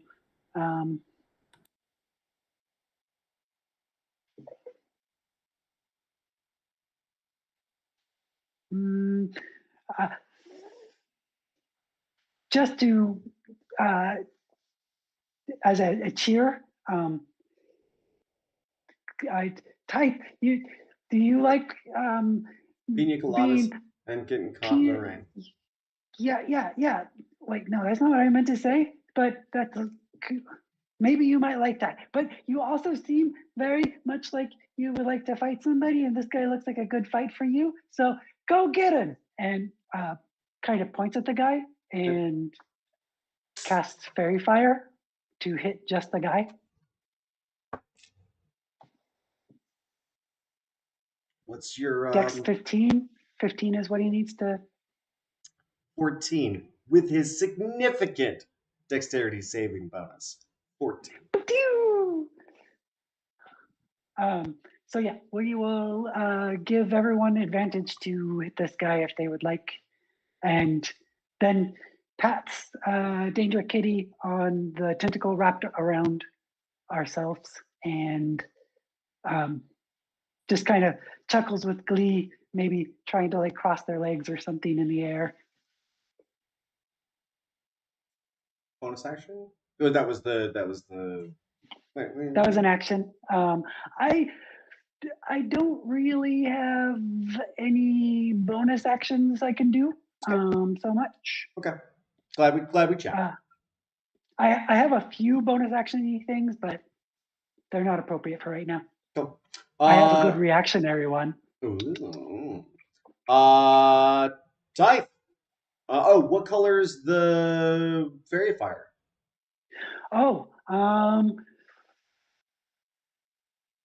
The fairy fire comes out like a darker green, like almost black as it like comes out, but as it starts spreading and gets further away from itself, it starts becoming brighter in color till almost neon when it reaches its finish. At the initial sort of like casting of this spell, that color is very similar to the stone inside of here. Even with a little bit of that shimmer. And as it begins to illuminate, it almost like seems to activate the stones on the wall with that bright green light glittering now off of the wall behind Tythe, also adding to the depth of darkness of his figure.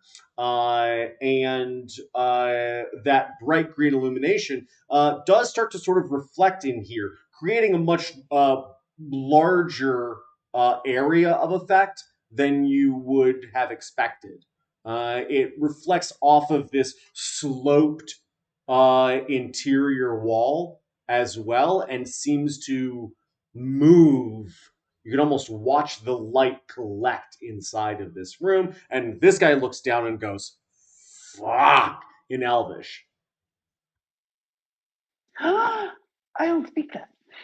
Tyth, it's your turn. Tyth recognized the fairy fire and uses that opportunity to lay full in. So that's with advantage. It's 24, 22, 21. Boom, bang, wallop. We literally see like bam, pow, ching. Just fucking like bam. And that's 28 points of damage in total. Walk me through this. He's not dead. He's tougher than that. But I want to see this as you come up off the wall. What these 3 strikes look like. I think it's they just accumulate to one thing, and Tyth pushes himself off the wall, and this individual maybe still on the lookout for the heavy kitty paw. Yeah. He got on his head, not that concentrated, and sees too late that the immensely looking, gleaming metallic claws come to the sides of his head, and the black and shadow face cracks into his helmet, and he's stumbling. Yeah, I think that as you're just sort of like bang bang, boom. This guy, you see him. He doesn't shift his feet. You can tell now that he is literally floating on 2 swirls of air underneath. He goes gliding backwards, staggered, and you can see the front part of his helmet is dented in, and you can see that there's more of this blood rushing over his face, and you see him do this sort of centering movement again, and he grabs. It seems like he grabs the glitter around him and just pushes it down. That same sort of, and you see it go swirling down, and the room becomes a little darker as there's just this ring of green around him, and he's starting to look bolstered and a bit radiant himself as he ends an effect on him. Sorry. Go ahead. The beast just snarls at him, and he goes mumbling out of the throat of it. Told you. He looks to his buddy, who he is now next to, and turns and kicks him in the ribs, and says, "Get the fuck up, idiot!" And I don't know if that's going to rouse him or not. The rousing the person must take a full action to do it. You have to spend a full action to wake someone up. Okay. So that's not going to do it because that's the attack on a bonus action. So he doesn't get up. And then this guy turns around and looks a little worried, but determined. Well, that guy will wake up, and that is gonna hurt. This bruised ribs. Yeah, for sure. Portabella. Hey, I gave him sparklies. He didn't seem to like them. He didn't want them. How dare he? Yeah, seriously though. I mean, it was a good aesthetic. So I'll put the shiny down on the ground by where all this is happening, because they can help.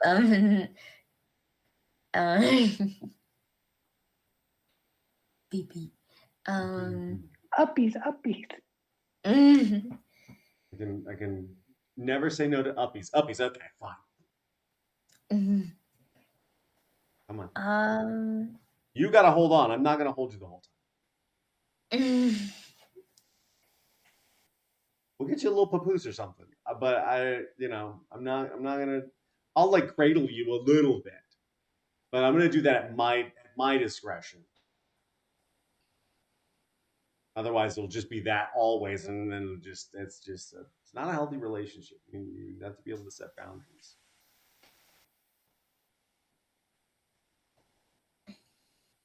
I guess maybe I could just like pick up the guard and just put him somewhere else. But that's probably not gonna Took stop a him. guard and put him So. We'll put him somewhere somewhere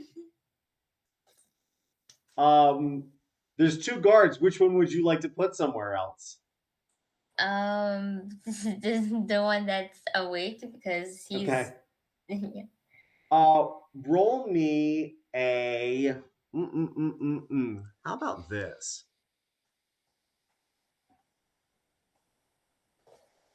Because like Portobello doesn't want to kill these guys. They're just doing their job. Nor does she really just want to kill anybody anytime because that's mean. So we could just just move him away.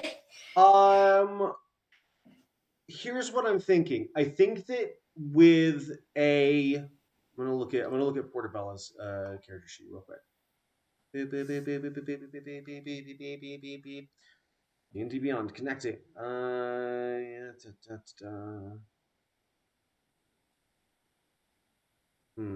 sounds like a very old modem. Couldn't she teleport him?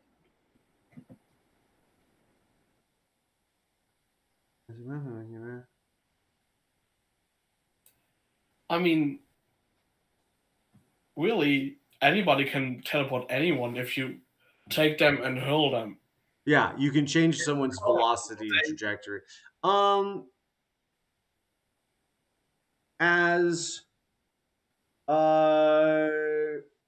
about this?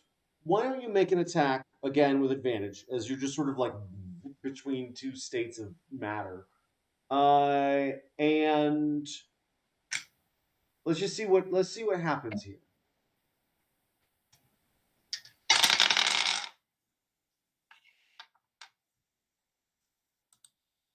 What was it? +6? Yeah. Well, that's a 26. Okay. What do you want to do to this guy? Okay, what do you want to do to this guy? I mean, I don't want to like make him not exist. Well, I mean, you're not going to make him not exist, but I do think that you could get like a hold of him.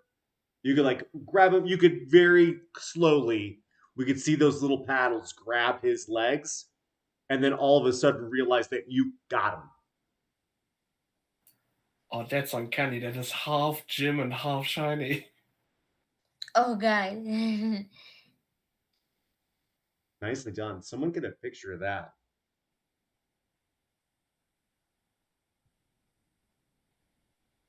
Nope. That one.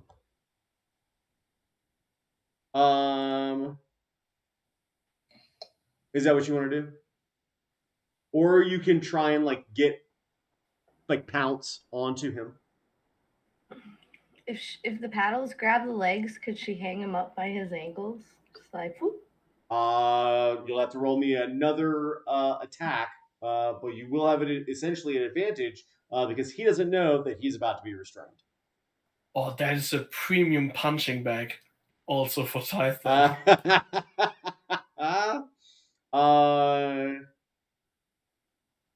How's that sound? Okay. Roll me another attack with advantage, please. Thinky clinky sounds.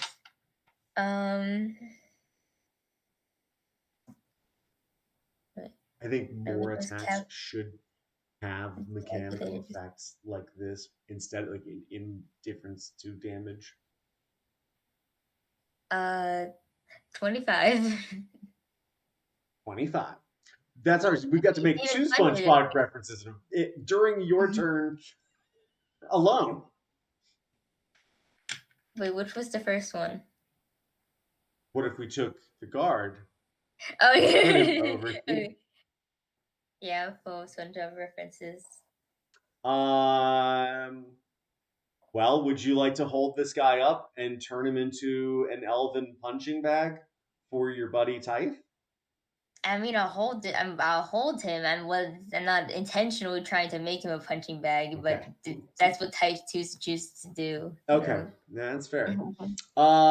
Yeah, I think we see him kick this guy, and as he sets his leg back, we see both of them just those little pads of swirling air just whoop, and he goes down, and he tries to well, he doesn't.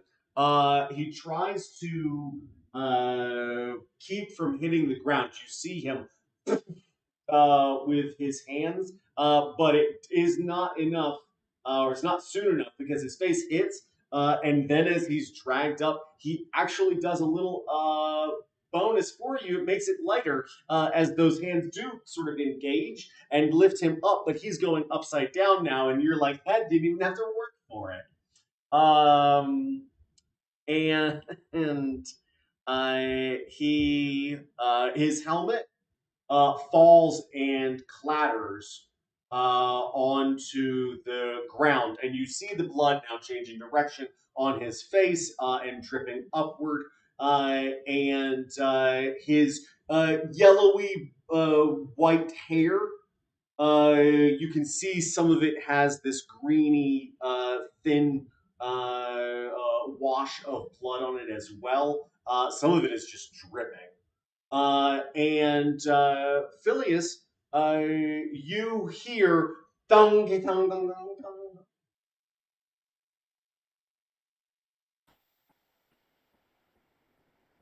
I look up and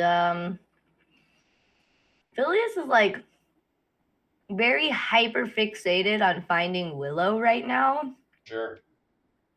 I can only imagine. So he's gonna like reach out and try and see if he can like feel Willow anywhere near him. Roll me another religion check at disadvantage. You are in a frenzied state and in combat. Oh, there's still 3 guards in front of me though, right? Yeah. No, I'm not gonna do that. No, Okay. I hear the clattering upstairs. There's still 3 guards in front of me. I am Oh, going. it's not upstairs. It is to the right. In the to the opposite right? direction of the guards. In the opposite direction of the guards. I don't know. Why don't you roll me an insight check?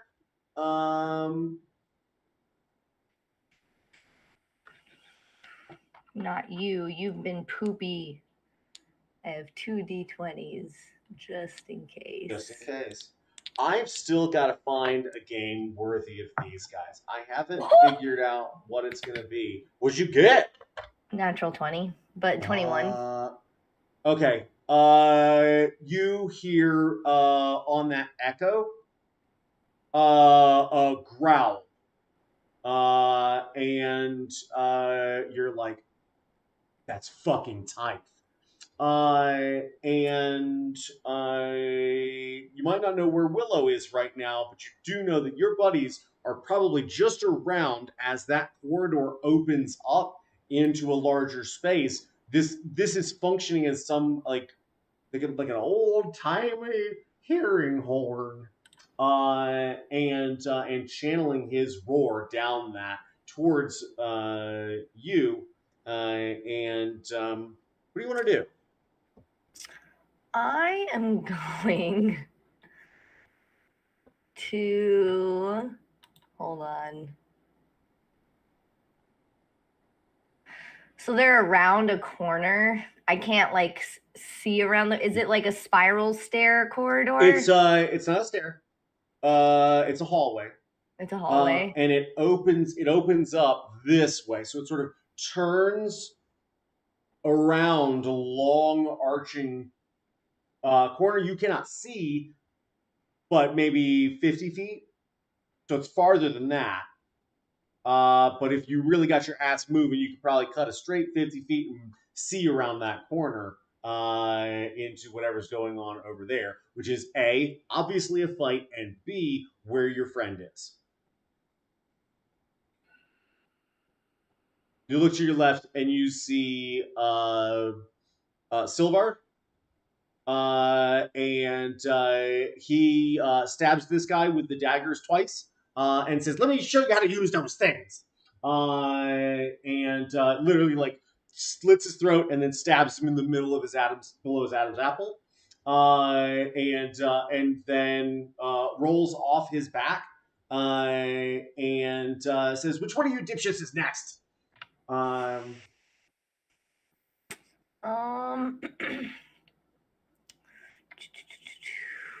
So I'm going to.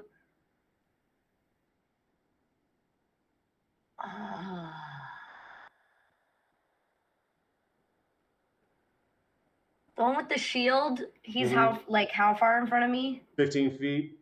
15 feet. Oh, not worth it. I want to attack them, but then I want to attack them in Misty Step to see if I can see around that corner. Yes, spell you want to pop off range? And actually, I am going to throw both my regular daggers. Okay. Aiming for the eyes of this dude. I'm assuming because he got knocked back, does he have his shield all the way back up already, or is he the one getting stabbed? No, he sort of bumped into his buddy and fell backwards, and as he was starting to like push him forward again, he's definitely not doing great right now. Cool, yeah. I'm gonna throw both my daggers at like any crack in his armor. Okay. That I can see. Oh no. No. Oh no. No? No, they're not gonna hit him. They're gonna definitely just fly right past. They're just gonna fly completely past. I used 2 different die too. What did you actually roll? A 1 and a 3 plus 4. Mm-hmm. So a 5 and a 7. As Silvar pops up in front of you, he goes, "What the?" And there's a dagger like in your shoulder. And you said it wasn't one of his, right? It wasn't the one he gave you. It's one of yours. No. We see you throw, and I think we see one like hit this guy's shield and take a hard right turn as Silvar's like still moving now, like it's like slow motion. We're now seeing what happened to that knife as it thunk off, and he didn't even realize he'd been hit until he came to a stop and was like, "What the shit?" And then you throw the other one as he sort of like shows up, and it just hits the guy in the middle of his chest and clatters to the ground. And he says, "Maybe I should show you how to use these." I'm gonna look at Silvar and very quickly grab the dagger from his hand and be like, "Thanks for catching it for me." And then I'm gonna Misty Step 30 feet back towards the corner of the wall. The other one can just be gone, I guess. That was a very beautiful Mr. and Mrs. Smith moment. And as you come around that corner, you see this. It's really beautiful because you see the interior now is this like glistening archway.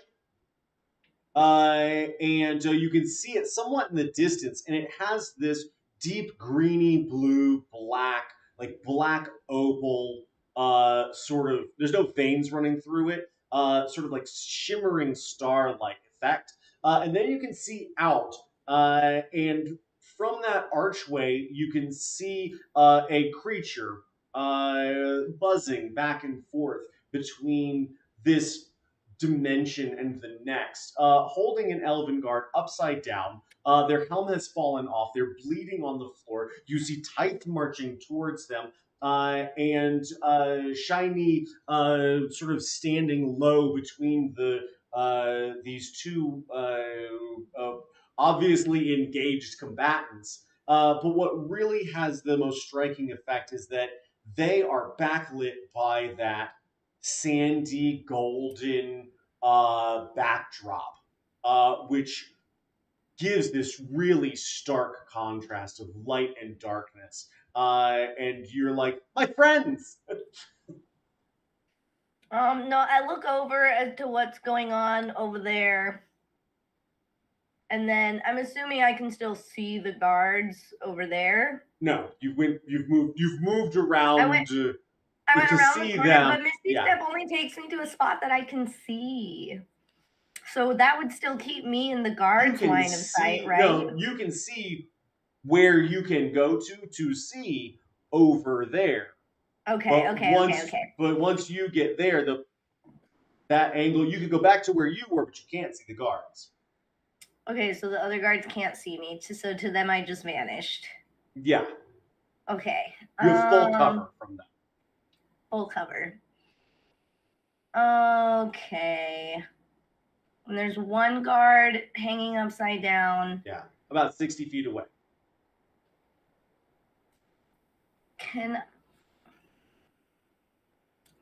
Well, I don't know how this is like gonna work in the turn order or whatever, but I want to like stealth up there, and if I'm gonna then join the turn order, I want to just like try and stay hidden until my next attack, and then surprise attack. What's your movement speed?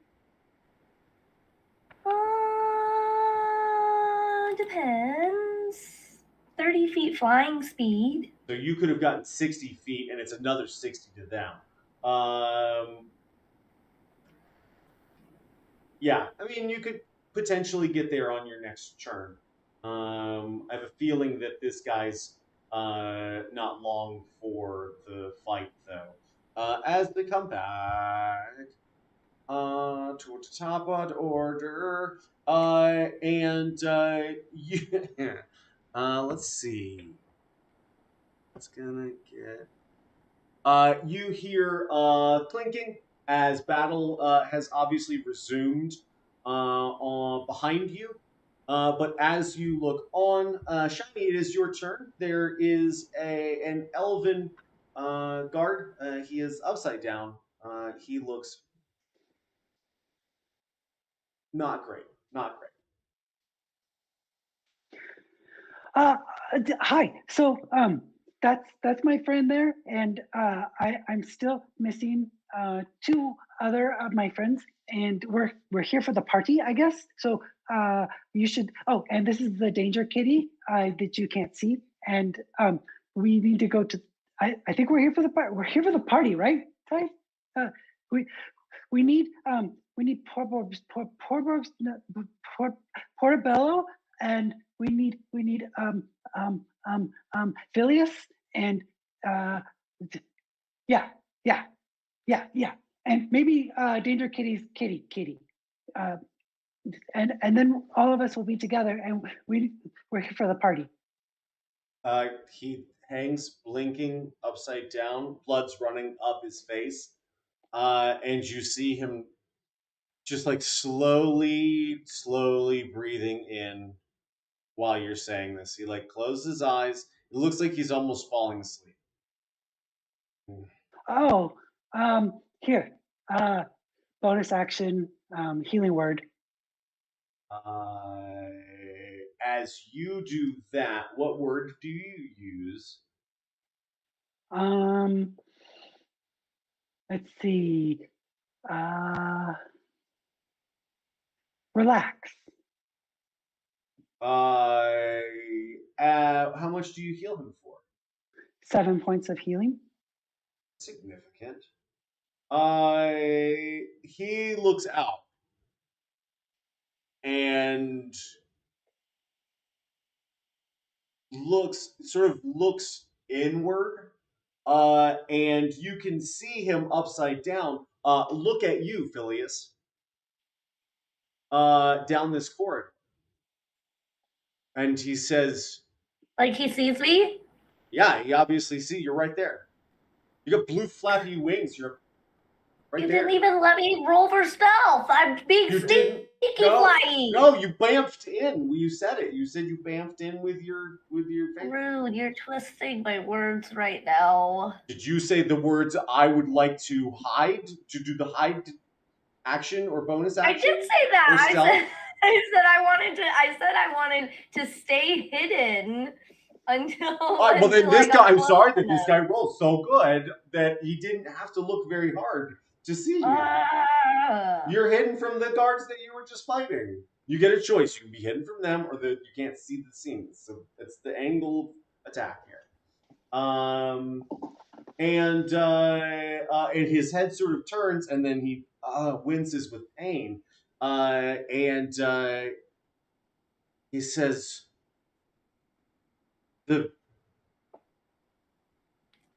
and as he looks at Phileas, can I get an insight check, please? For me? Yeah. Okay. Phileas.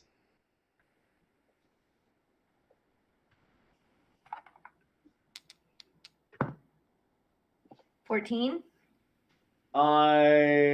He's looking at you with admiration. And he stops and looks at Shiny.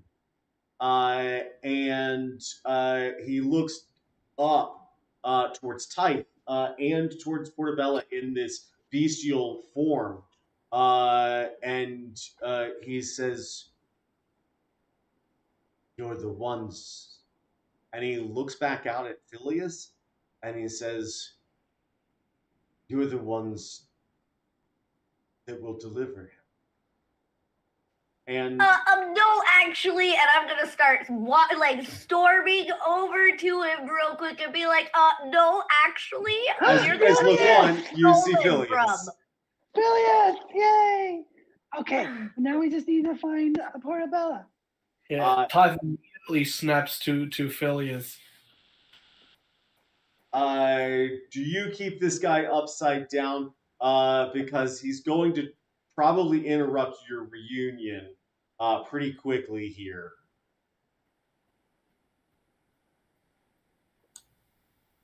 I don't mind. I just need to know. I'll hold him right side up so that the blood doesn't rush to his head. Okay. As he stands Is back. Is Portobello still invisible? They're sort of in this just like, are they there? Are they not there? You look and they're there. Okay. And then you look back and they're like not there anymore. You never really quite see. You see them out of the corner of your eye, but exactly. As soon as you that's look why they're right Witch at Cat. Yeah. Witch cat. But yeah, just storm it right up to him, and I'm gonna make him tell me. If you want to be patient, he's brimming with exposition. Okay.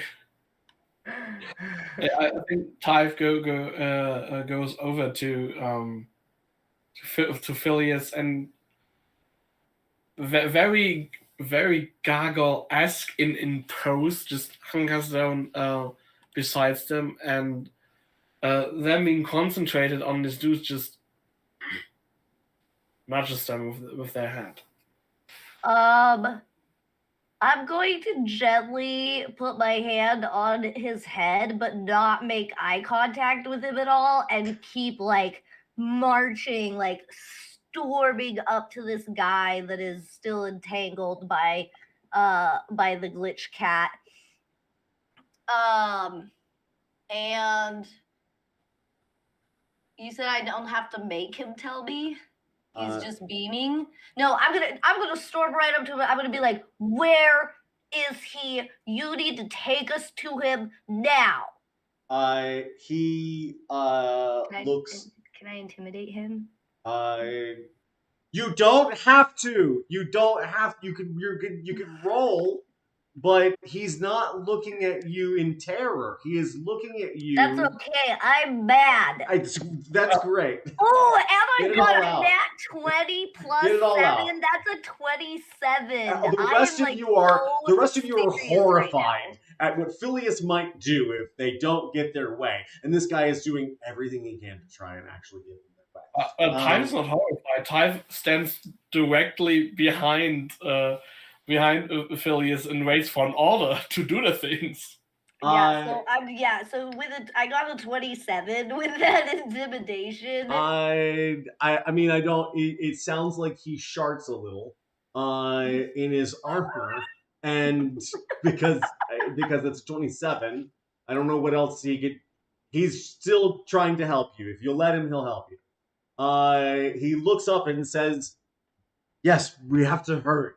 And he clambers to his feet and begins to walk past you. Is that assuming that Portobello let go of his legs? I believe he was turned upright. And But she could have still been grabbing on, right? Would you like to restrain him, Portobello?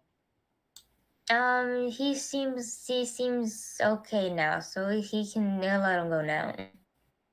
Do you want to make an opportunity attack against this guy as he walks past all of you? No, I'm gonna like fly up onto his shoulder. Okay. As he starts to march forward and you land, you see that like his hair is like just covered with blood, it's dripping with blood. He looks in shambles. And he marches down this corridor, and his armor is so light that it does not make clinking noises. You can just almost hear like felt rubbing against polished metal as he moves. And as he marches forward, you can see that his step is quickened by these gusts of air under his feet. And as all of you come around this corner, you see Silvar, and he is still dueling with this guy in the heavy armor. He's real hard to hit, and he knows to guard his eyes because this guy's got a thing for eyeballs.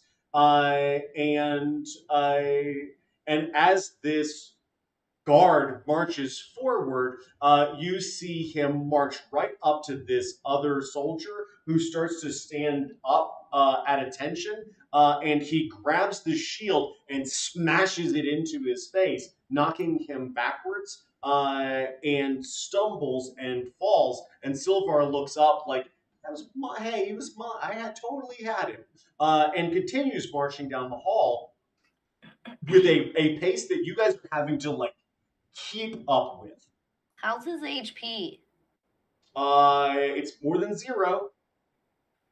As he's walking briskly, I'm gonna cast Pair. Okay. When eaten, it restores 5 HP, and when thrown as a ranged weapon, attacks with a range of 5 to 20 feet and deals 1d8 damage. So I conjure a Pair and like grab it by the stem and like hold it out to him. I'm not saying anything though, just like very serious face, like handing him a Pair. I cannot thank you for that gift enough. He looks over at first like what the, and then you see his eyes illuminate, and he says, "Thank you for this." As he continues around, you realize that you're starting to go straight. You're not curving inward anymore. You're going down a corridor, and the rest of you are coming onto the scene behind him as he marches forward into what seems like an interminable alley of green-gray stone, glittering ahead of you. And then very quickly you get this sensation like the hallway is opening before you, and you see him take 2 steps into dim light and take this Pair and chuck it like a baseball player. And you hear a voice say, "You must understand that," and you hear the pair splat against this figure. And Phileas, you get a front row seat. You see a man. He is down on his knees in this beam of bright white light, and he is wearing a same sort of full set of armor, and you know him. It is Commander Lewin Orixia, your captor. The guy that had me in the box. Not the guy that Yes. put me in the box, though? No. Not the guy that put me in the box. The guy that was talking to me while I was in the box? Yeah, he's the big dad. Oh, I look over to the dude's head. I'm like sitting on his shoulder, and I just look over at him, and I just go. As you look over and nod approvingly, you begin to see the illumination in this room increase. And it's almost like 8 slits open up. And you start to see this crisscross of bright yellowy orange, more orange than yellow even, illumination. I'm about to walk you guys out. And as it does, you begin to see these different tiers begin to appear out of the darkness. And the closest ring and lowest of these tiers, there are 8 high back chairs. And in each of them is a different member of the Fae court. And on the far side of the room, a woman stands up in a dress that looks like the upper half is clouds and it gradiates into the lower half of a bluebird sky. And she says, "What is the meaning of this disturbance?" And it echoes in the room upward and comes back down with a chilling and resounding authority. And the guard in front of you says, "He's trying to start a war." And that is where. Oh! Freeze frame on Phileas just lunging forward with his daggers. Have an insight check before you did that. But unfortunately, I must bid all of you adieu. I've kept you late, and I appreciate you sticking around for a late session today. It means the world to get to come back and see everybody. I know that last week it was a disappointment for me too, not to get to play.